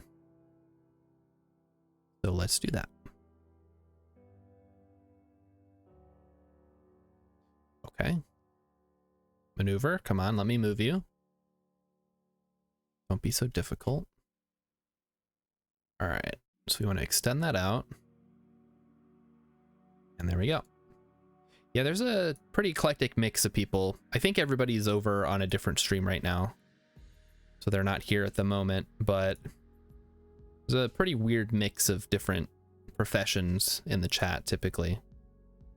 All right, let's do this thing. Bring it around town. Bring it around. Okay. So there we go. Then we just adjust the positioning. Can't tell if this is getting closer or farther. Closer, it looks like. So 69. Nah, I can't play the sound clip. Oh, that bums me out. I'm gonna get that fixed, I promise you guys. Not having sound effects for a whole stream is gonna drive me nuts. Okay, 6.0, 5.6, 5.5. All right, so this is gonna be our best thing, it looks like. We just need to keep an eye on separation here. That's weird. What the heck? That's so... like, from what I'm looking at, it looks like it should be lining right up. All right, let's take a look at this elevator that has been sent. Oh, weapons elevator for, is this for an aircraft carrier? Oh, that's cool.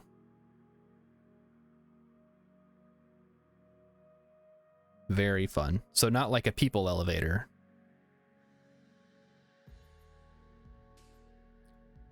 Ah, come on. Why is this maneuver being so difficult? Oh, wait. Okay, 5, 4, 3, 3.8. 3.4. Okay, so it's working, it's just being weird about it. 2.0 is good. 10.7 is not what we want. 1.1. Pretty good. 3. All right, that's what we want. I'm going to zoom way out before we do it this time. Yeah, that's what the title of the video says. So you build them? So you're like a ship guy? I don't know what the technical term would be. Shipbuilder? Shipwright? Probably not a shipwright. That's the guy who designs them. But a... something like that. I'm sure I'm close. You don't have to tell me exactly what it is if you don't want to. But that's pretty rad. I sometimes wish I had a cool job. Or not cool job, but like a interesting job, a more physical job, something like that. But then I remember, wait, I get to sit at a computer all day, and then I get to come home and sit at a computer all night. And it works out. Mechanic? Okay, yeah, that makes sense.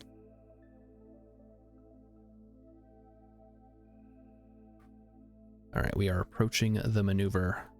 Again, it's going to take 2 seconds, so we're going to do this nice and easy.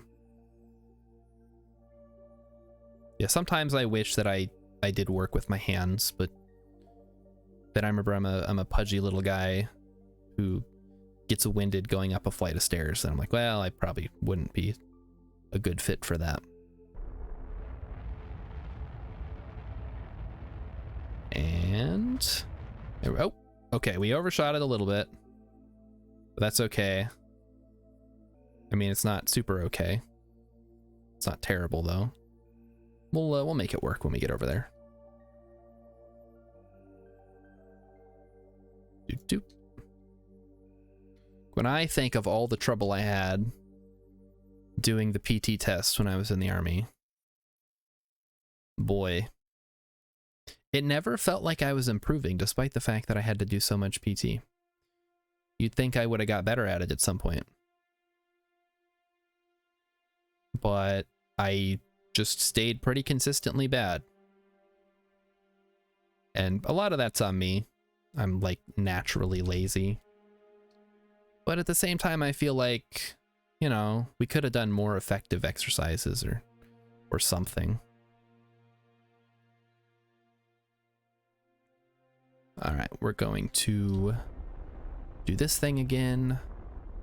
And I hope you guys aren't getting bored of maneuvers. But once this is done, we'll have a fully fueled up ship ready to launch to Joule. And we'll just need to launch a couple more to send along with it. And it'll be nice if we have these extra pilots. Okay, yep.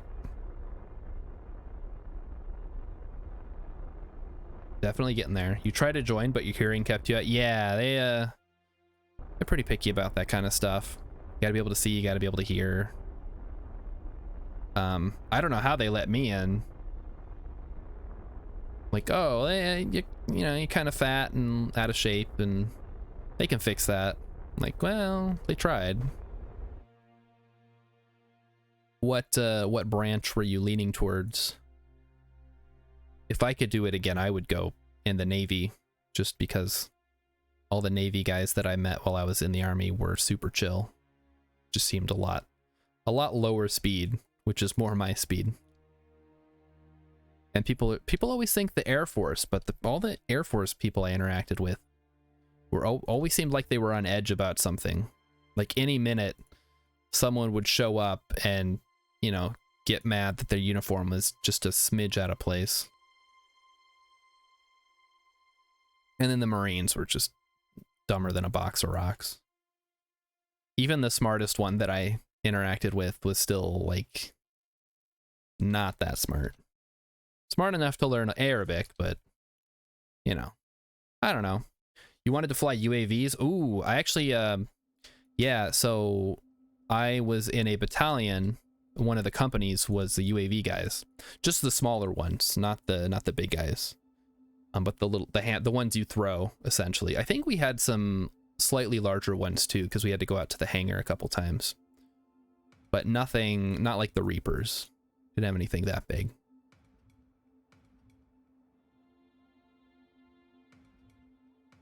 So yeah, I did military intelligence for 5-ish years. I mean, most of that was spent learning Arabic and going to training. But then I got to do it for 3 years-ish. And I even got an all-expenses paid trip to Afghanistan. Beautiful Central Asian country. You wanted to fly the Predator. Ooh. Which one is that? Hang on. Are those the big guys? They are the big guys. Yes, they are. What is the one at the Reapers? Are those actual things, or am I making that up? Okay, so there's the Reaper. Okay, the Reapers and the Predators are both big.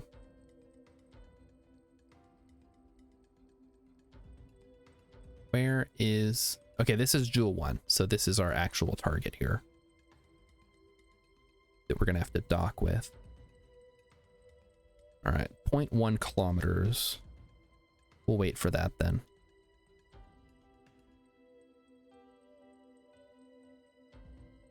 So yeah, I was lucky enough to do well on the ASVAB and a different test called the DLPT, the Defense Language. No, the DLAB, the Defense Language Aptitude Battery. And that got me into the language program, which was super nice. It was probably the best job I could have had given the circumstances. Let's open up the shield, set a target, and make our way up there.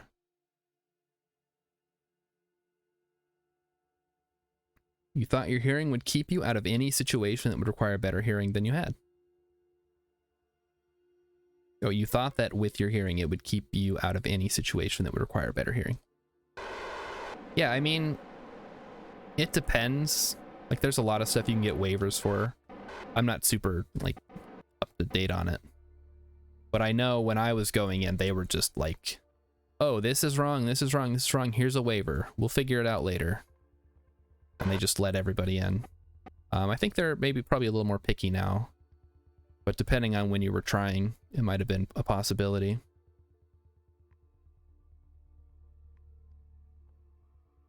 Alrighty. But yeah, I typically don't, if people ask me, like, should I go in the army? I'm going to be like, no. But then, if you really want to do it, then don't listen to me. I'm just speaking from my experiences. I probably should have gone to college like I was originally planning to and not joined the army, but then I got lazy and didn't do either. So my dad was like, okay, well, you don't have a job and you can't afford rent, so I guess you're joining the army. And I'm like, yep, I guess I am. Such is life. 2004, for me it would have been 2007. But yeah, around that time, Iraq, Afghanistan. Oh. Okay. Are we going the right way or are we going the wrong way? I can't actually tell. I think we're going the wrong way. We want to be going this way. And I'm fortunate that I don't have anything like really wrong with me. Just more of a general out of shapeness. Although my eyesight has been getting worse, but I think that's just a thing for aging, you know? It was fine when I was in. I think they gave me glasses, but they barely did anything, so I never wore them. Oh. This docking is looking fun. Here we go. Can we do it? Let's line it up. Camera. Yeah, we're getting pretty close here. I'm gonna go to find controls here, in case you're wondering why everything suddenly slowed down. It is nice that they have the find control option. Urban, who is sometimes in the chat, he's also a streamer, but he streams European time. He has a joystick for this stuff, which is actually really cool. It allows a much better control over all the docking stuff. There we go. All right, we'll let the magnets do the work. There we go. A trick for docking, switch to the aircraft. Yeah, somebody was actually just in here earlier suggesting that. What I typically do with these larger craft is I just orient the docking ports, normal and anti-normal. That way I can keep better track, because I don't want this moving around too much with all the sensitive instrumentation. But yeah, that is a good tip. When I dock smaller craft, I use that. Okay. Oh, nope. Control from here. Did I okay. My mouse was getting a little crazy there. I think I clicked on some stuff I didn't want to. Yeah, so what I do is I control from here, point normal or anti-normal, and then just have it hold. And I find that that works really good for these station designs. Roll from here. All right. So Verberry is coming back with us, so we don't have to unload her. And we'll just unload the fuel. But yeah, that is a good tip. Especially for newer players, if you're having trouble docking and you have the skill, either have a probe, a high enough level probe or a high enough level pilot, you can point at target. That's a great helpful hint. All right, so how much do we need? An extra 1500 liquid, which I'm pretty sure this doesn't even hold that much. So, although if I undock, there we go. I mean, 2500 delta V should get us to Joule, right? I'll have to check the map real quick. Give me a second.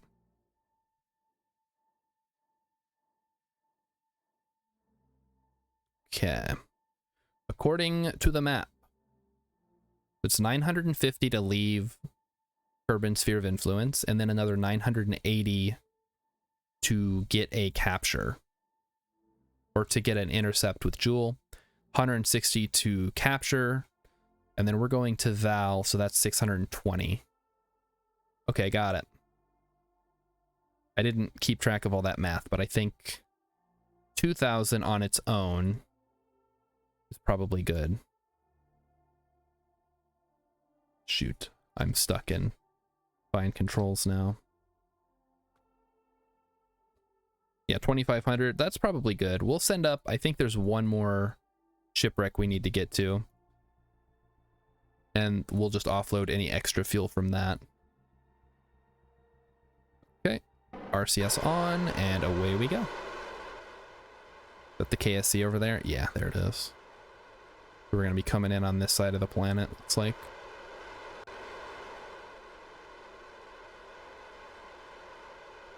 And so what else are we going to launch tonight? We should probably launch the return vehicle. And we should launch... Ooh, the miner. Do we want to launch the miner? We might save that for next week. Or for Friday.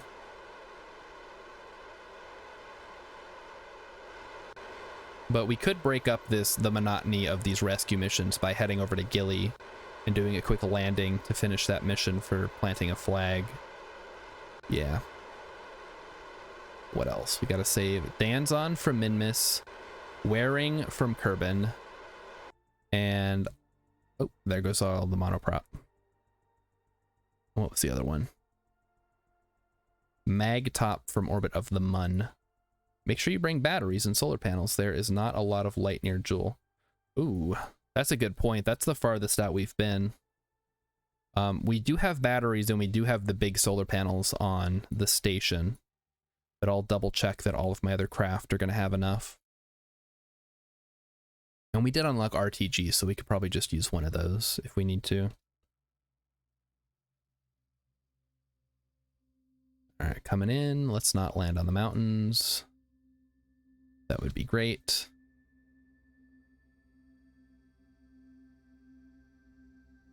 And what else could we use? I guess we could put fuel cell generators on the miner. Although maybe that's not the best idea. I don't know. You haven't unlocked them yet? Yeah, they're at the very end of the tech tree. I finished the tech tree on Monday. But we haven't... I don't think we have enough money to unlock all the parts yet. But I've been unlocking the parts as I use them. And we currently have 922,000 funds. And we're going to get some more from these missions that we're doing. But we also need to send up another Sentinel telescope. So much stuff to do. I can't wait for KSP2 and it lets you automate missions. That would be amazing. That's not my biggest thing that I'm interested in for KSP2, but it's definitely up there. Being able to do a mission once or twice, and then it automates it, So you can, I don't know, say ship fuel to X colony, and then the fuel gets there, and then you can use that fuel there for whatever. Curious, does this thing stick out, or is it just designed? Oh, I heard a noise. Wartang has followed. Thank you very much, Wartang. You are follower number 69. Congratulations. I can't play the sound clip because for some reason it's wait, I guess I could. Hang on. I actually can do this. Oh, I figured out the problem. Oh, what? What was that? That was weird. So if I play the sound effect, it turns off the music. And also it was really quiet. Wait, no, the music is still playing. It's just very quiet. Well, what the heck? Ah. I don't know what's going on tonight. Everything is being a little weird. Must be some gremlins in the computer. I'll have to clean them out. But anyway, yes, thank you very much, Wartang. I do appreciate it. I'm still very small, very tiny, but I hope that one day I will grow into a larger small streamer. And then someday I'll be able to play community games with all of chat, and it'll be great.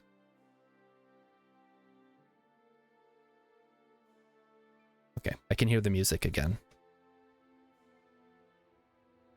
I wonder if changing the format is what caused the audio to no longer function. That's actually a good idea. I should look into that. Financial advice. Okay. So, the first thing you need to do, much like dieting with your finances, is make sure that you are bringing in more money than you are spending. So you need to take a good, long, hard look at your income, and then don't even worry about the specific expenses. Like, we're not budgeting yet. We're not even tracking your spending. We're just looking at how much total came in this month from work or whatever, how much total went out this month. If that number is negative, you have a problem. But once you've got that under control, once you are for sure making more than you're spending, that's when you start finding ways to invest it. And for part 2, I don't know, I guess spend another 777, or tune in on Saturday morning where I will be doing an experimental live budget making stream. Yep, that's the word. Live budget making stream and Q&A session about financial advice. I hope that was helpful for you. I assume if you're a mechanic, you make pretty decent money, so typically, actually that's not true. There's no real typical with financial advice. It's all very limited to people. What time? Okay, so Saturday morning streams are 9 p.m. Central US, which I think right now is 6 hours behind GMT. But yeah, my Saturday streams are in the morning, because then all my European friends and viewers can actually get a chance to catch me when it's not 2 in the morning for them. Yeah, if you've got time or you're not busy, feel free to drop in, and it'll be a good time, I'm sure.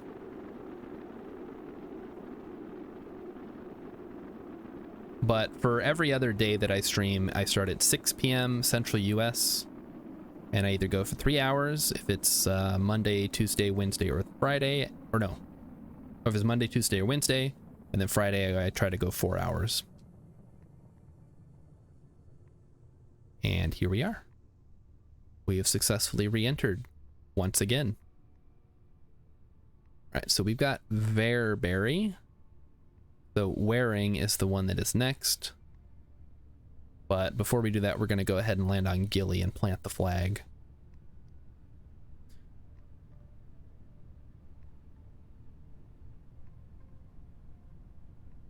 Okay. Nice and slow. Let's drop the parachutes and get back to what I... Is this one just super quiet? Yeah, I'm gonna bump the music up a little bit. 30% is probably good. Yeah. Yeah, I like it.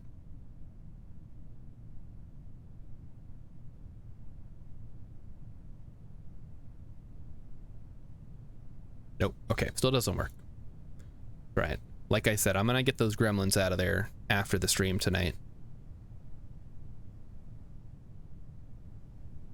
Do I dare physics warp? No. No, I do not. I will wait for the parachutes to deploy. I have been told that if you physics warp through the deployment, the parachutes can rip off.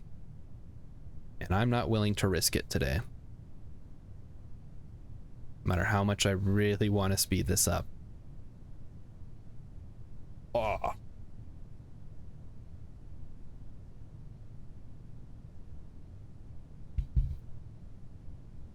You know, it's crazy how I can sit at a desk all day at work and be super bored. Maybe it's not that crazy. But then I come home and I sit at the desk and I have a blast every night. I don't think the sitting is the problem, probably.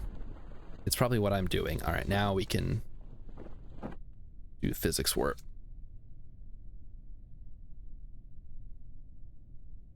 Which reminds me, I have a bunch of stuff I gotta do tomorrow at work because I've been putting it off.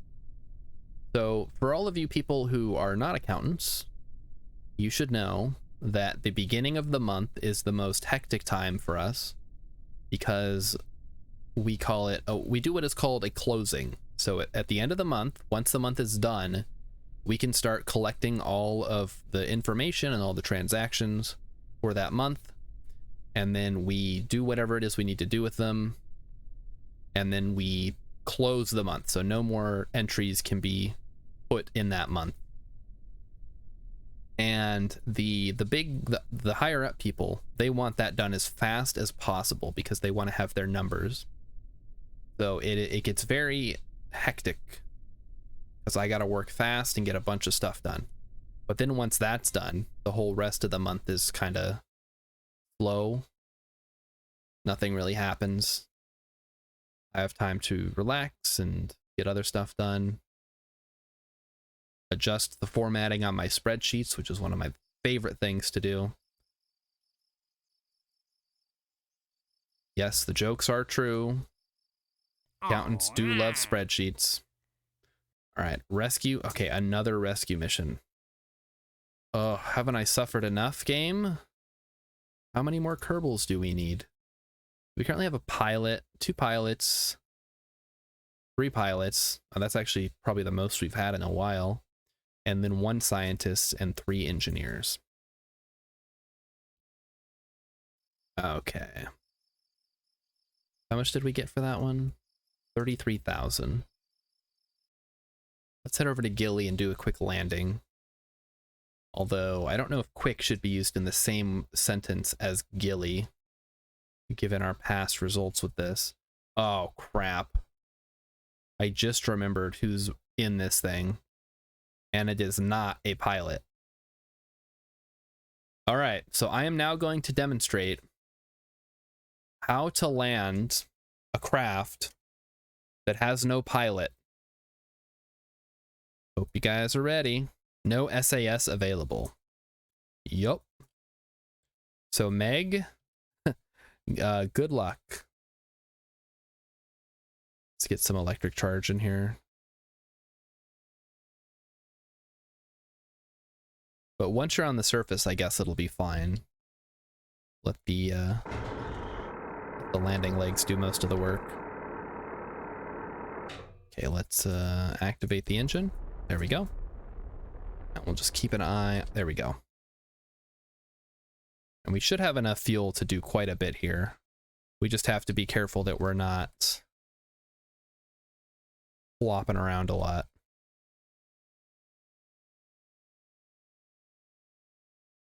All right, Meg. Come on, you can do it. She's doing it, guys. She's gonna fly the ship all by herself. Well, I mean, I'm flying the ship. But, she's in control of it. I don't know how we break this down from a fourth wall perspective. I am controlling the ship. She is the the pilot, which is why I can't use SAS. There we go. I'm going to try to hold it as steady as possible. And I guess I can always cheat and use time warp, which I'm going to do real quick. But yeah, if you don't know, doing any kind of time warp is going to lock your vehicle's position. Would a claw be better to land on a really low gravity moons? I don't think the claw will actually engage with any of the planets or moons. I think it'll only work on asteroids and comets. But if it did work, it would be great for Gilly. I think the best bet for the lower gravity stuff is to have a really low center of gravity and RCS in case you bounce up at all. But if the claws do work, then yeah, you could definitely take advantage of that. Because Gilly is basically just an oversized asteroid, given its ridiculously low gravity situation. Okay, yep.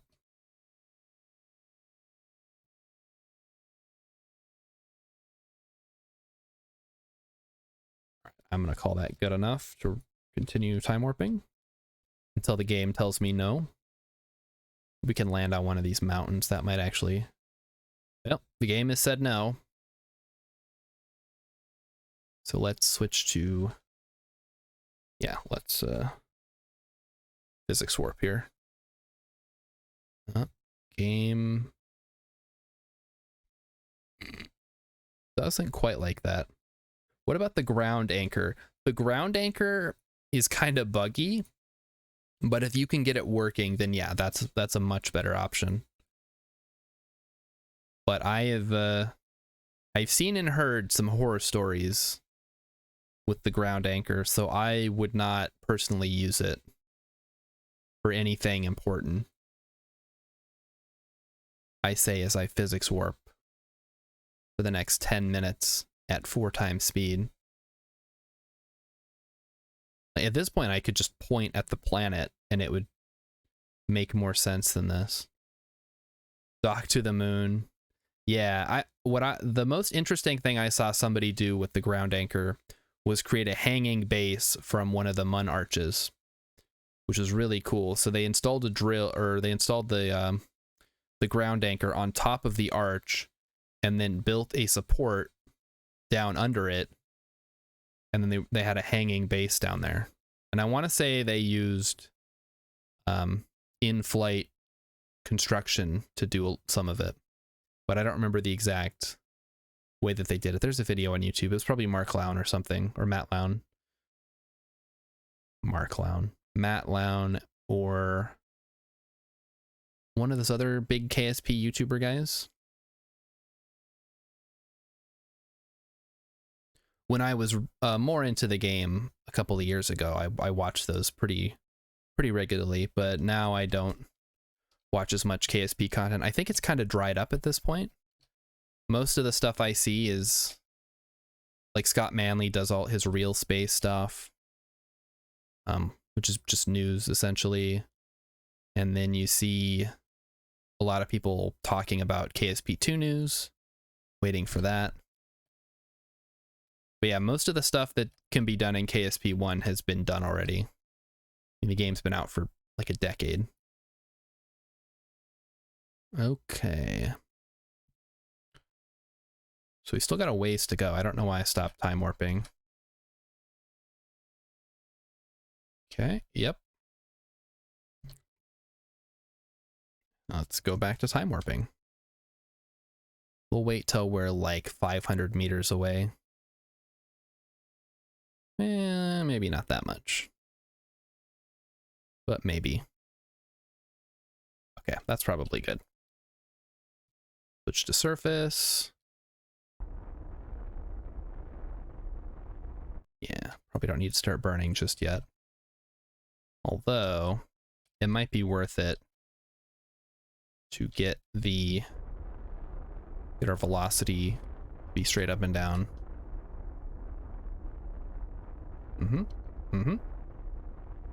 There we go. So yeah, definitely over a claw. I think the ground anchor would be your best option if you're really worried about it. I typically just use landing legs, or you can make your own landing legs with the grippy pads that they added. So that might be better. If you're worried about friction, then the grip pads work pretty well. But the landing legs have their own friction built in, so that might not be the best option. Okay. We are slowly descending. Emphasis on slow. Like I said, Gilly is the opposite of Eve, right? It's got low gravity. It doesn't really care if you want to, you know, change your orbit to be retrograde in the middle of your orbit. Just stop what you're doing and go the other direction. Everything is low speed. Eve, on the other hand, as we learned several times, it's really mad if you try to go anywhere else. She's a jealous planet. She gets a hold of you and won't give it up. Okay, hang on. There's a flatter area up here that I see. I'm going to try to land on this slope. Okay. I am now realizing that I'm going to launch myself into orbit at this rate.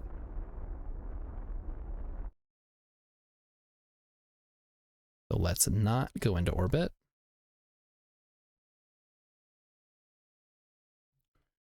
And instead slow down. There we go. All right, so I think this is the flatter area that I saw, but we'll have to keep an eye on it.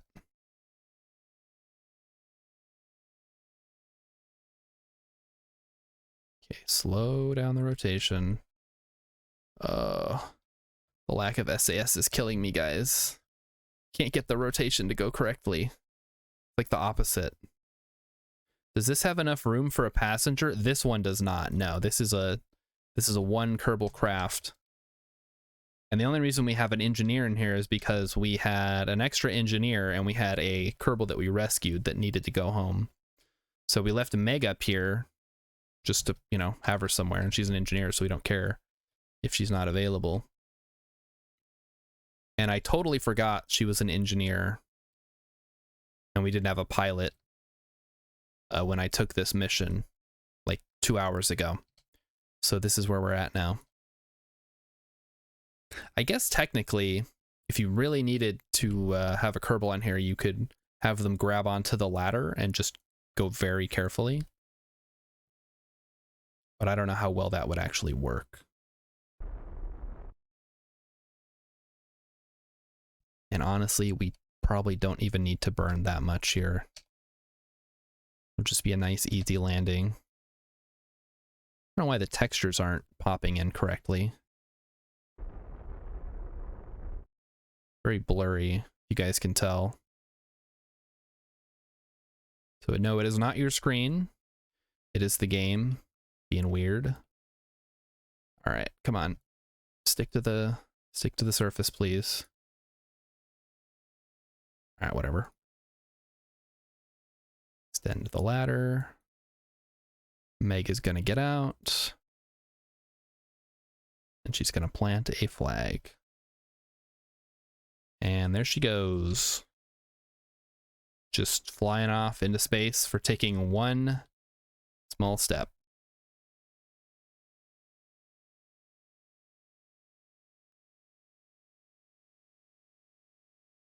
Okay, just set it down.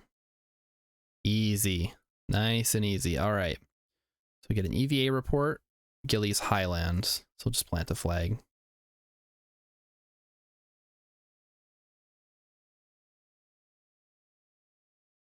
And this is Highlands 2. Oh, I have a caps lock on still.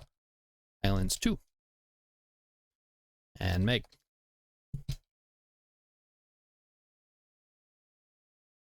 Sorry, Meg. Ooh, 217 grand. That's a good deal. All right, Meg, you're just going to chill here on the surface for now. We'll send a rescue ship in a couple decades to come pick you up. Yeah. That's fine. Okay, back to the KSC. Let's see what else we can do tonight. So we do have our main craft in orbit. Let's see. No. Extract ore from the Mun and deliver it to Kerbal. Rescue Franbret. Bring a newly discovered... Oh, I hate the asteroid moving missions. Such a pain. So let's take a look at some of our other craft that we plan on sending. Okay. Feel free to load. There we go. So we have the... Not the eye in the sky, the other one. What did I call it? The ScanSat. So we need to send one of these.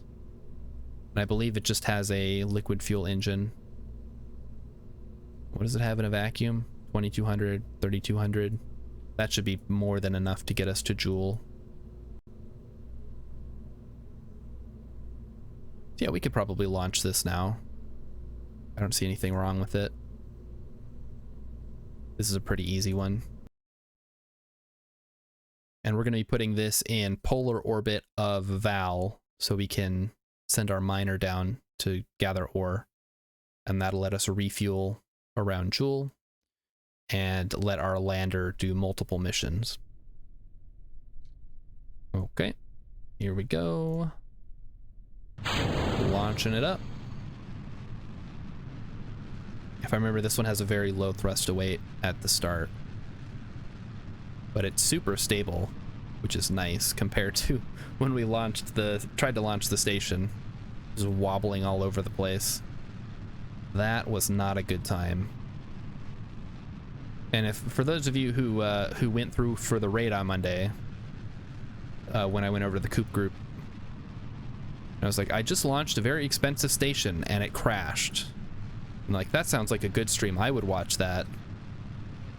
Except, you know, I don't think many people were actually watching at that time, so a bunch of people missed it. But don't worry, if you ever miss a stream and you want to catch it, the VODs are around for 2 weeks on Twitch, or I upload them to YouTube within a couple days after the stream ends. So if you're some kind of psychopath who wants to catch up on all, I think we're up to 25 episodes of this, they are all available on YouTube. Do I have AutoStrut active? I don't think I do on this one. I tend to use AutoStrut with the stations, but that did not save us in that case. It was just, the forces were too powerful. They overwhelmed the SAS, and I could not recover. And then when we decoupled the side boosters, they crashed into the main booster, took it out, and so I just scuttled the mission, and Valentina bailed out and just parachuted down. Luckily, a lot of the expensive stuff survived when it splashed down, so we were able to recover quite a bit of funds. But still, it sucked that we weren't able to get that thing into orbit. Which is why at the beginning of today's stream, I had to make some tweaks to it. And it still wobbled. I think it's these joints, the decoupler joints, that are causing the issues. The shrouds, maybe, is what's causing it. Alright, so here we go. We're getting some heating. It all looks very cool. And once we get to, I guess, 100,000 is where we're parking these things. We'll park this one at 95, just to give a little bit of wiggle room between the two things. I think we can ditch the fairing once the heating stops. Then I'll feel a little more comfortable with it. There we go. Drop the fairing. And then switch to the upper stage. There we go. Looking good. For some reason, I thought I overshot the target. Since I brought up my YouTube, here is the link. There is the link, I guess, guys. So if you you want to see either the old streams or any other videos that I put up, which I'm gonna do at some point, I keep saying, but again, it's a scheduling thing. Eventually I will put up some other videos that are not just streams. So if you like what I do and you think I'm funny or funny looking or whichever, go ahead and subscribe. It's free. Costs you nothing but a few seconds of your time. Let's get these all open. All right. So satellite is deployed. Let's get this stuff on the road.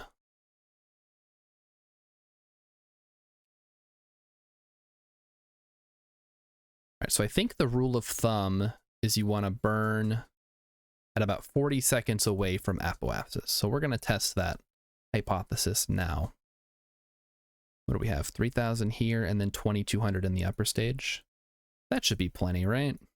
Yeah, this got us to Gilly, which is an even harder mission.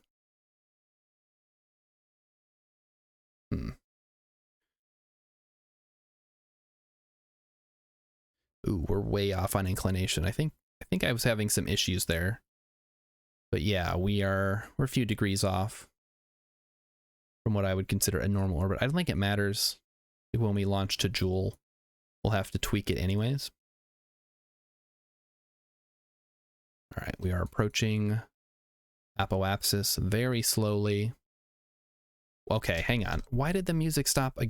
I closed the player. Why? Why do I do this? Why did I get Urban to tell me how to do this? I screw it up. Okay, there we go.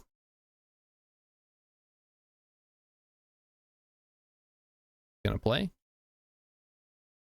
Oh, I gotta hit play. There we go. All right, we're back in business, chat. I guess nobody noticed, so it's not a huge deal. Yeah, if you guys ever notice anything weird with the audio or the video or my face, just let me know. I won't get mad. In fact, I'll be happy that people are noticing these things. Now we'll go full throttle here. Yeah, we want to keep it so that we're about 40 seconds away.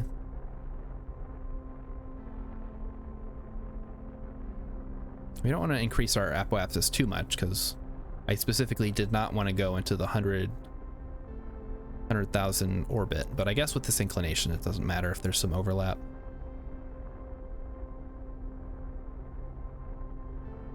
Okay, so our periapsis is still negative 200,000. Let's increase throttle a little bit. And we should be good.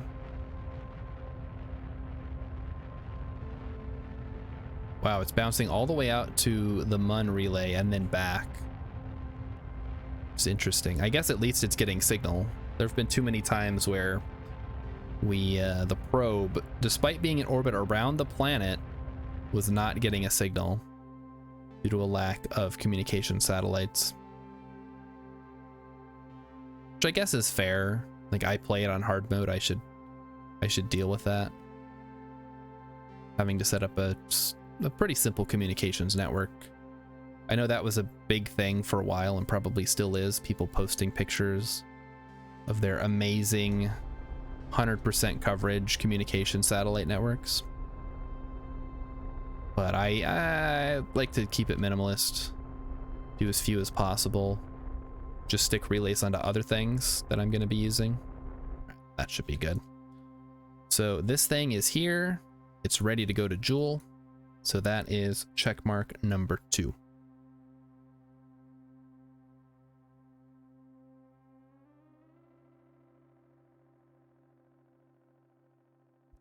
All right, so number 3 and 4 are a little trickier because the mining vessel that we're going to be sending was designed for low gravity worlds and isn't really a transfer vehicle in and of itself. So we'll have to take a look and see if we need to add an extra stage or two. What is that? That's called the min miner, I believe. Oh yeah, okay, this thing should be fine. This one's got fins on it. Do we really need fins? I guess it can't hurt.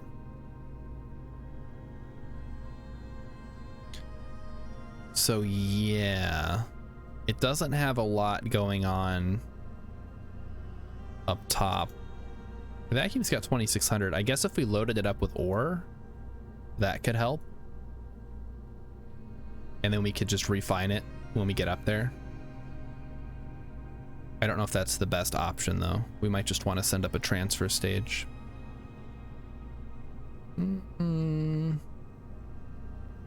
I don't know. I could go either way with it, honestly. All right, so if we're gonna send a pilot, do we have a high-level engineer? We do. So I guess we'll send Valbury. Do we want to send our high-level pilot?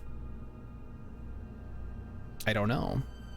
What does Valbury have? Orbit around Kerbal, orbit around the sun, orbit around Eve. Plant flag on Gilly, plant flag on the Mun. Land on Minmus. And Zeldrid. Agony was the other one. I think we'll send Agony and Zeldrid here. This will be the mining crew. And hopefully they'll have enough fuel plus ore that they will be able to do what I need them to do. So here we go. Let's launch the miner. This one I don't think has any issues that we've encountered. So we're just gonna roll with it. We currently have one around Eve, docked to the Eve station, but we have no fuel. So one of the things that we need to do is eventually send out a big tank of just fuel, a big drone of fuel, and refuel up all those stations and stuff and get that all taken care of. All right, there we go. We got the big boy rockets going.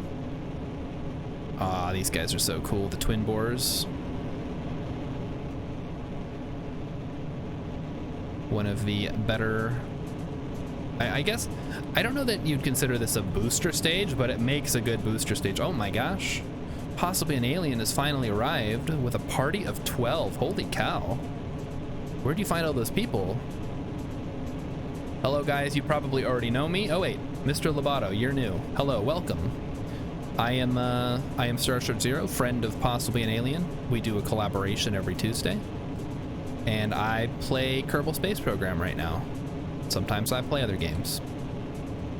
So welcome everybody. Welcome, welcome. You're just in time for the launch of the jewel mining portion of the exam. We're gonna be sending these two lucky Kerbals to Jewel soon. Uh-oh. Uh-oh. Hang on. We're good. Everything's good. For some reason we're getting some wobbling here. All right, we recovered. I think I might have got distracted by chat, but it's gonna be okay. All right, there they go. Why am I getting so much? Ah! Okay, there we go. We fixed it. Thank goodness. Maybe that was the issue we were having with it. It was flipping. Yeah, you made it just in time for launch, Urban. I hope you guys have been enjoying the art. I'm sad when I miss the alien art streams because there's so much we get to talk about, but I don't know, I was in there for a good hour. Keep distracting me. Yeah, go for it. If you guys think you can distract me, I highly encourage it. The reason that I stream is so that the chat fills up faster than I can keep up. I live for that. I also do also want to do some more Gardic phone with you guys, but we'll save that for a different day. So here we go. Oh, we are not making... Okay, we're fine. We're gonna heat up a little bit, but it should be okay. Soon you'll be starting an hour sooner so you can see even more art. Excellent. Yeah, I'll get to watch more of it at work, right? Okay, we've got some weird glitchy visuals here. But you know, that's KSP for you. Put on a little light show. This is, have you seen this before, Urban? This is weird. I wonder if it has something to do with the radiators. Uh-oh, starting to get a little toasty. Yeah, let's not overheat the solar panels today. Really do not want that to happen. Okay, we're gonna turn off the engines for now. Because if these things break, we're gonna have to send up an engineer to fix them before we send this thing to Joule. All right, there we go.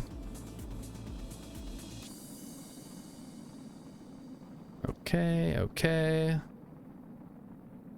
So yeah, I'm gonna start working on our fake young adult joke novel at some point this weekend. I'm gonna put together the Google Docs. For those of you who don't know, me and possibly an alien have concocted a young adult science fiction romance story that we have sorta jokingly actually been working on.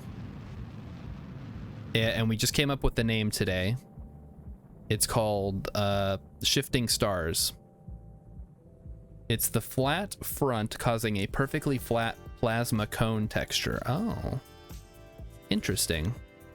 It's not that flat. It's got the clampotron on there. Maybe I should be using a shielded docking port. Anyway, so we came up with the name. We have some characters. We have an outline. We're gonna do 3 books and then a movie. Well, 4 movies, because the last book has to be 2 movies, of course. That's the standard young adult fare. And I hope you guys are excited to read it. And then watch the movies several times in theaters.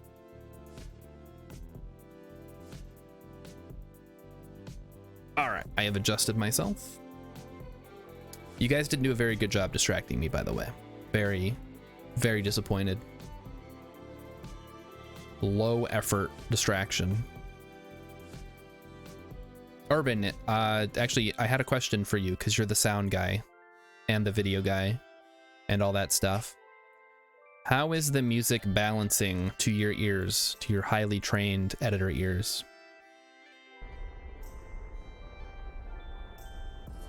Because I was having an issue where it was too quiet for me. Spot on. All right. Thank you. Also, for some reason, none of my sound alerts are working tonight. Hey, Ayo, it Chris. This is my first time in stream. Welcome. Thank you. And you like my headphones. Again, also thank you. They've become a staple of the stream now. I was originally just using them for the microphone, but then I got a microphone, but I still wear the headphones because people like them. So I'm glad you like them. And Alien has gone to get dinner, as she so often does. She comes in here with the raiders and then goes hunting for a meal. But yeah, so this is part 3 of our Joule convoy. We've already launched the main station that has the relay and the science lab. You kind of want to get the earbuds that look like elf ears. Oh, they make those? That's pretty cool. That could be fun. I feel like with earbuds, though, you don't want them to be too big. But they have the ones that hook around your ear. I guess that would make sense. I wear earbuds all day at work, so I don't know that I'd want to wear earbuds for the stream, too. I don't like how they feel in my ear. But I like these over-the-ear headphones. They're a little more comfortable.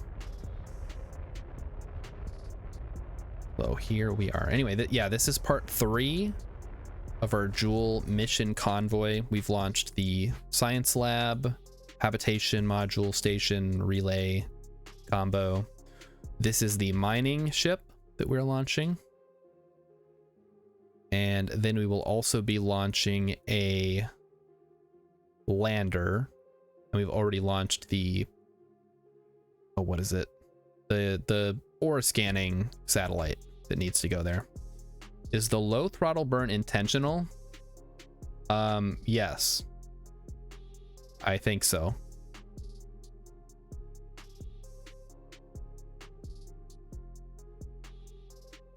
Most of what I do is intentional. Whether it's correct or not, I don't know.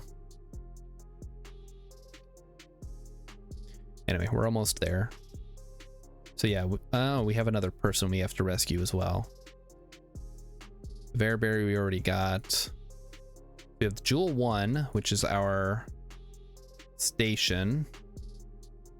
Wait a minute, where's the other satellite here? Bearberry, Jewel 1, Jet Memorial Station. I feel like we're missing something here, chat. Didn't we just launch? Oh, there it is. The ScanSat. I was gonna be so mad. I just can't see it because it's hidden by the lines. Like, we just launched that. If it crashed already, I'm gonna be pissed. Looked like I was going for a realistic single burn to orbit. Yeah, kind of.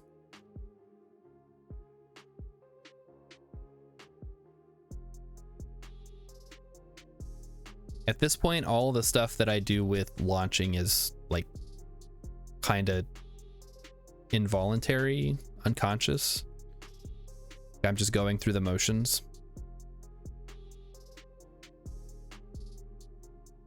All right, so, now that we have some people in here, Urban, what would you guys like to see if you're familiar with both me and Urban? And I think we might have already decided, but I want to get your opinions. Me and Urban will most likely be collaborating next Thursday. What would you like to see us play? If your answer is Stellaris, press 1. If your answer is literally anything else, press 2. Yeah, I was asking in your chat this morning, but it was going a little fast, so I don't think anyone really noticed. At least a couple people did. But I think it was the biggest one that was brought up was multiplayer KSP, which I don't think is supported right now. Like, the mod doesn't work anymore. So that wasn't a realistic option. I think I started burning a little too early here. We'll wait. But yeah, I think teaching you Stellaris would make a really fun stream, because that's such a great game to get into, especially if you don't play a lot of 4X or grand strategy games. It has a lot to offer. It's very aesthetically pleasing. There's not a whole lot you need to worry about going on under the hood. Plus, you can make your own alien species, which is probably the best part, because there's so much art to choose from and so many different ethos and traits and abilities, different designs for cities and ships and all that good stuff. Emmykins will watch us play whatever. True. She is legally required to watch any stream that I am a part of. All right, let's just go ahead and burn here.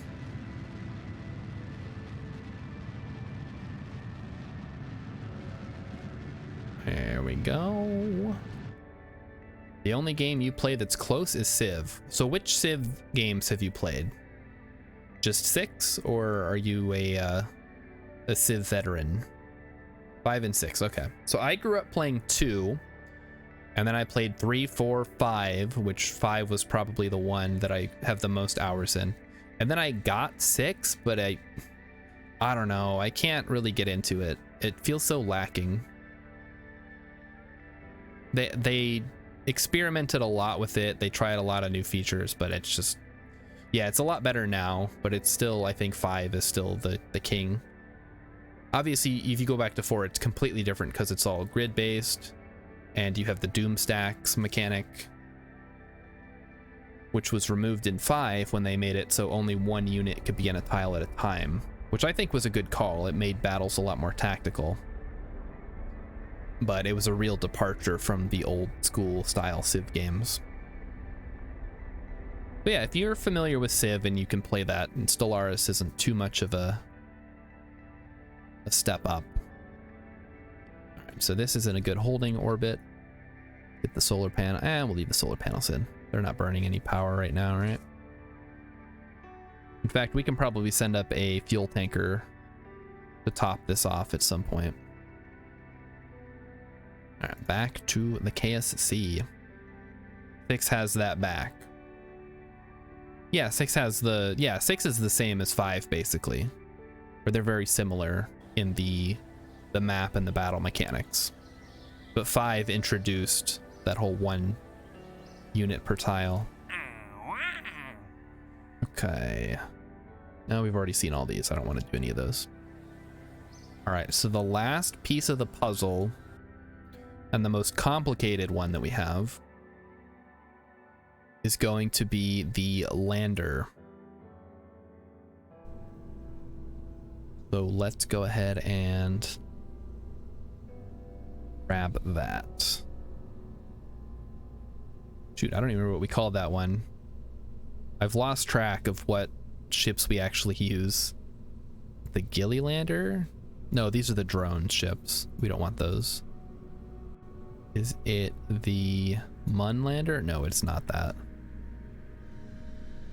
Oh, shoot. Now I don't know. Not the Savior, that's for rescue missions. It's not the Inspector series, not the Inquisitor series. It's got to be the Gilly Lander series. Yeah, this is the one. Okay. So this is the one we have that has the drop tanks.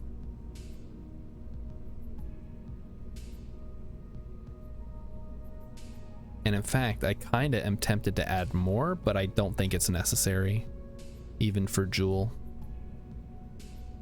All right, so for this, we're going to be sending...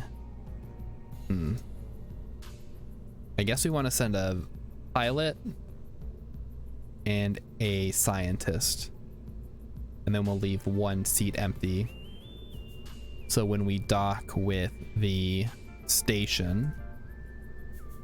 I mean, how long until we return from Jewel, honestly? I have no idea.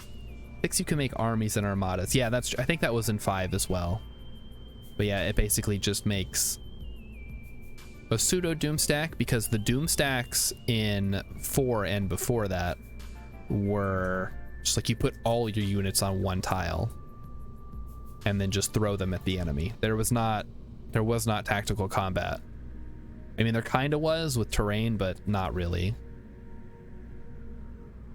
It was very much a numbers game. You couldn't really have a choke point unless, you know, you had an isthmus or something, or like a mountain. Wow, they didn't even really have mountains in the same way that they have them now. It's very different. It's a very different style of game. Still fun though. All right, so let's make sure this thing is all good to go. It launches, it does that, does that, does that, so on and so forth. Okay. I think this is good. Yeah, we're just sending a pilot and scientist. Scientists can work the sciencey stuff. What else? I'm kind of tempted to actually put... No, I'm not going to worry about it. Oh, I guess the Gravioli could work. Yeah, that's the new science that we got since we built this. Gravioli, give me the Formuoli. All right, there we go. All the science is now aboard. Perfect. Looks great. We didn't get anything else, did we? We don't need the fluid spectrovariometer. Yeah. I guess the magnetometer boom. But I think that's only for when you're in orbit. Stellaris could be fun, says Emmykins, or him playing Outer Wilds and me reading text, giving commentary. That's true, yeah. I think we have other plans for Outer Wilds, where that's still in development, but that's definitely something I want to see somebody play through at some point. And there we go. Time to launch. Double check the passengers, double check the cargo. You know what I'm going to put in here? Nothing. I think we're actually good. We figured out a way to fix that. Yeah, no, those are good ideas. They go in the list. I also challenged him to a chess game, so at some point he can school me in chess, or vice versa, depending on how good he is. All right, here we go. Ready to launch. And away we go. Beautiful. Look at this fairing. Fairings are great and terrible at the same time. You're not great? Perfect. Neither am I. I think I play a little too aggressively, which can get me into trouble. At least against the computer. The computer's like, I see what you're up to. Yeah, nice try. Nobody's falling for... You know the horsey makes an L. It's true. It does make an L. It's also one of the most powerful pieces in the game. Because it can make that L. It can threaten other pieces without being threatened in kind.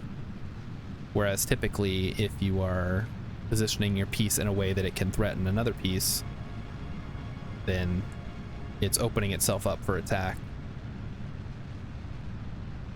Okay. Time for the gravity turn. We're up to 20,000. I should have started it a long time ago, but this thing has a hard time turning. If you can believe that. Alright, there they go. And now comes the fun part. We ditch the fairing. Goodbye, fairing. It might have been a little too early, actually, but I think we're going to be okay.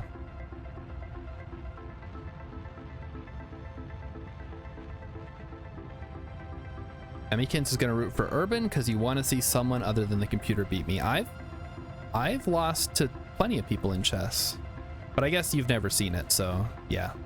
Still stands. All right. We're going to take this thing to the top. All right, Val Bearberry. Actually, Bearberry, we just rescued, and now she's going out on a mission right away. So good luck, Bearberry. Welcome to the Kerbal Space Program. You're going to Jewel with a handful of other awesome pilots.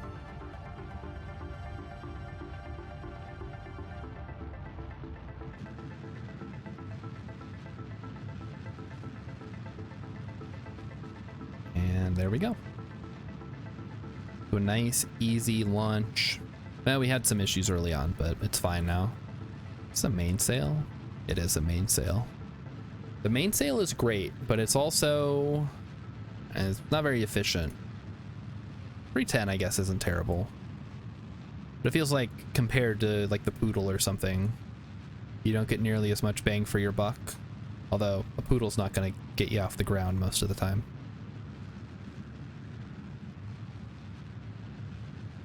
Okay, mainsail is almost done.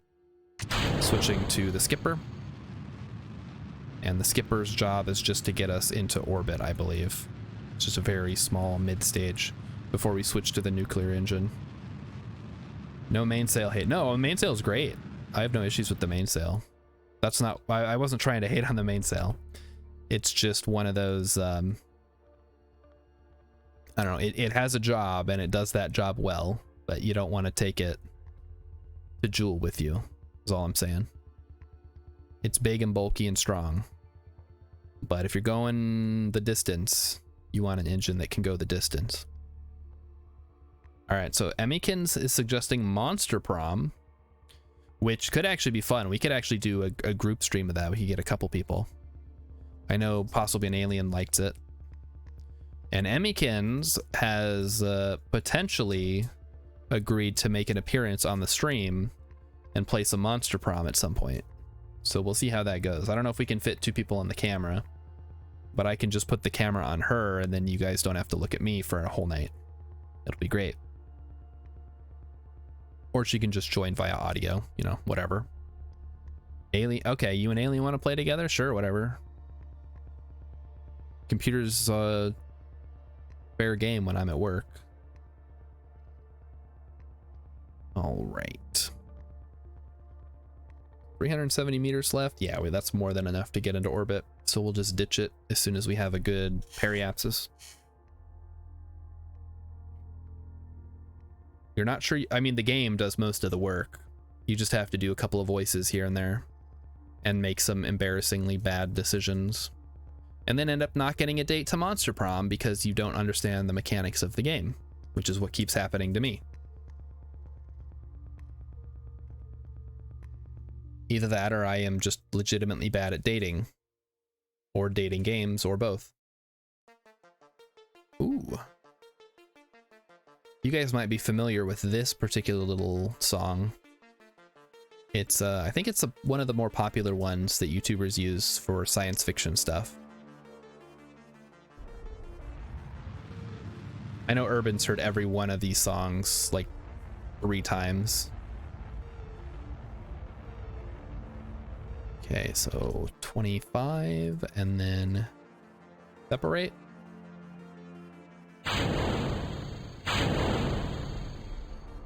Nuclear engine engaged.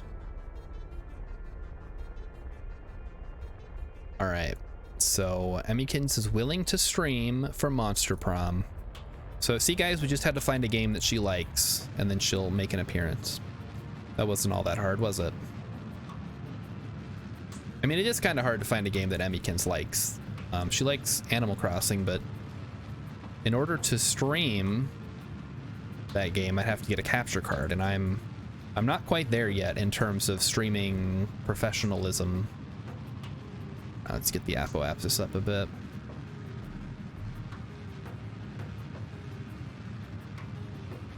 Yeah, 95 is good.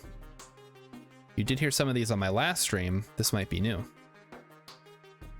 Let me see. This one is called Mysterious Strange Things by Young Logos. So there you go. And that is located, of course, in the YouTube audio library, home of such hits as the one you hear in that one YouTuber's videos.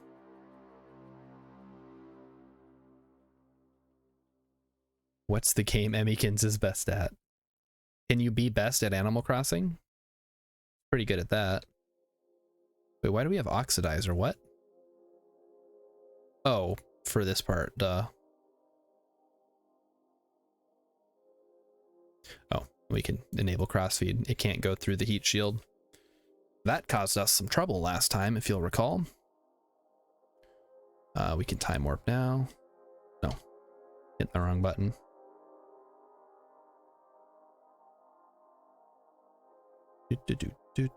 You can be bad at it. I guess that's true. Yeah, you can make some real garbage islands.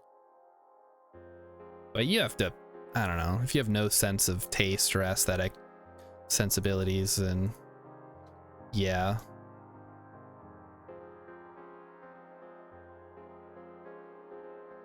All right, so this is, of course, the last mission of the night once we get this thing into a nice circular orbit. But that'll be the 4 pieces of the puzzle.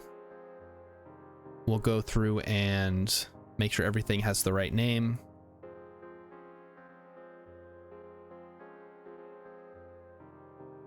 That way we I don't get confused. Although the only other thing up here is going to be Waring's wreckage, who I'll have to rescue at some point. Okay, get the periapsis up. I launched in modules. Well, I didn't. They're not going to get connected. It's just a big convoy.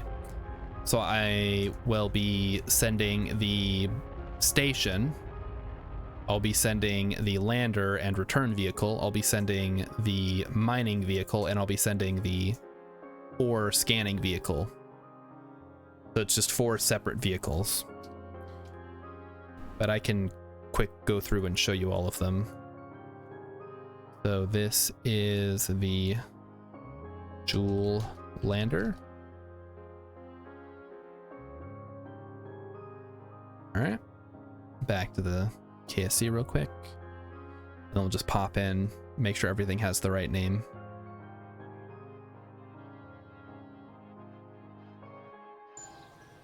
All right, birds are chirping, things are happening.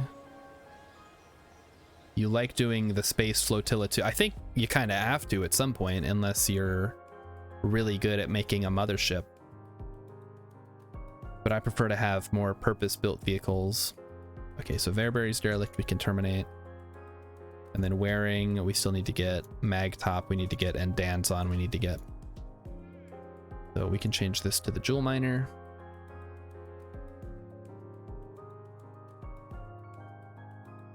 So Urban, I think you've seen my mining ship before, but for those of you who haven't seen it, it looks like this. It's got some landing legs for landing. It's got some drills for drilling, and it's got a refinery for refining. And there you have it. It's just the power. Okay, that's the batteries. So this is the Jewel Miner. Accept. So this is the mining portion of the exam. It's got Spaceballs. Yes, it does. I was inspired by your love of Spaceballs to include some of my own. Some people like docking them all up, but you can't deal with the slideshow transfer. Yeah, I try to keep my ships at a reasonable part count. My computer's pretty good, but it's not, you know, going to be able to handle a lot of stuff going on at once. And then finally, we just have... Oh, I didn't show this satellite or station. So this is the latest design of the interplanetary stations. And now we have some spooky music to set the ambiance. And actually let me put out the solar panels. So this is the latest in the design. As you can see, we've gone ahead and removed the cross shape section from the upper portion.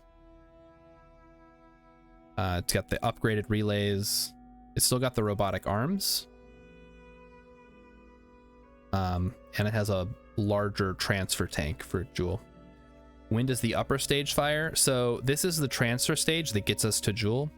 And the upper stage is mostly just to get into orbit around Val. So that part is complete.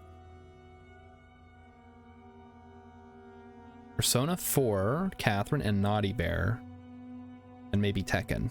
Alright, fair enough. What about Super Mario Brothers 3? That's like your game that you're really good at. Okay.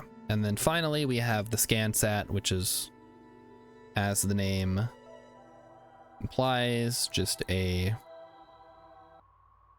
or scanning satellite, so I can actually do the mining situation. And keep in mind, I've never been to Jewel before, so this will be my first ever trip out there in any mode, really. It's just never come up. All right, so there we go. This is the whole fleet.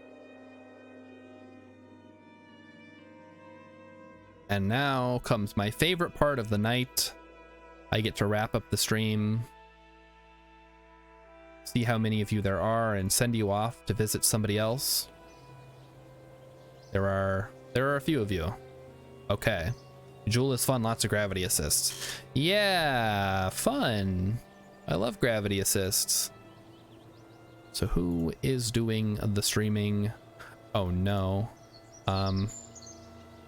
Well, this is awkward. Nobody's streaming. Let's see who's streaming Kerbal Space Program. And we can keep the love going. That's Portuguese, that's not gonna help.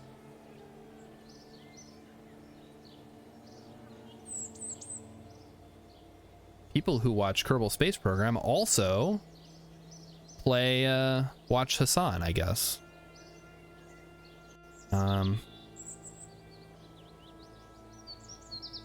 right, let's see what this fella's up to.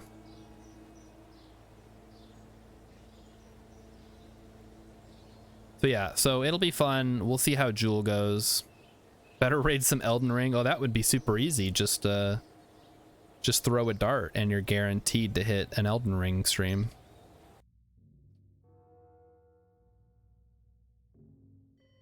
Okay, I've gotten an ad for a new Disney Plus show, I guess. Casual playthrough. All right, yeah, that's fine. We can send you guys over there. Maybe he'll come visit again. Is it Snowdrop? No, it's Matt Com Art. Is that okay? Ooh, this is a fun one. Where is the freaking... Oh, the ad? Oh, maybe. I don't know. I didn't see the name of it. All right, Matt Com Art. Got more viewers than me, so he must be doing something right. So everybody, thank you very much. Hope you guys had a fun few minutes of catching the Kerbals. I will be back on Friday for more Kerbals. We're going to Jewel. Everything is in place.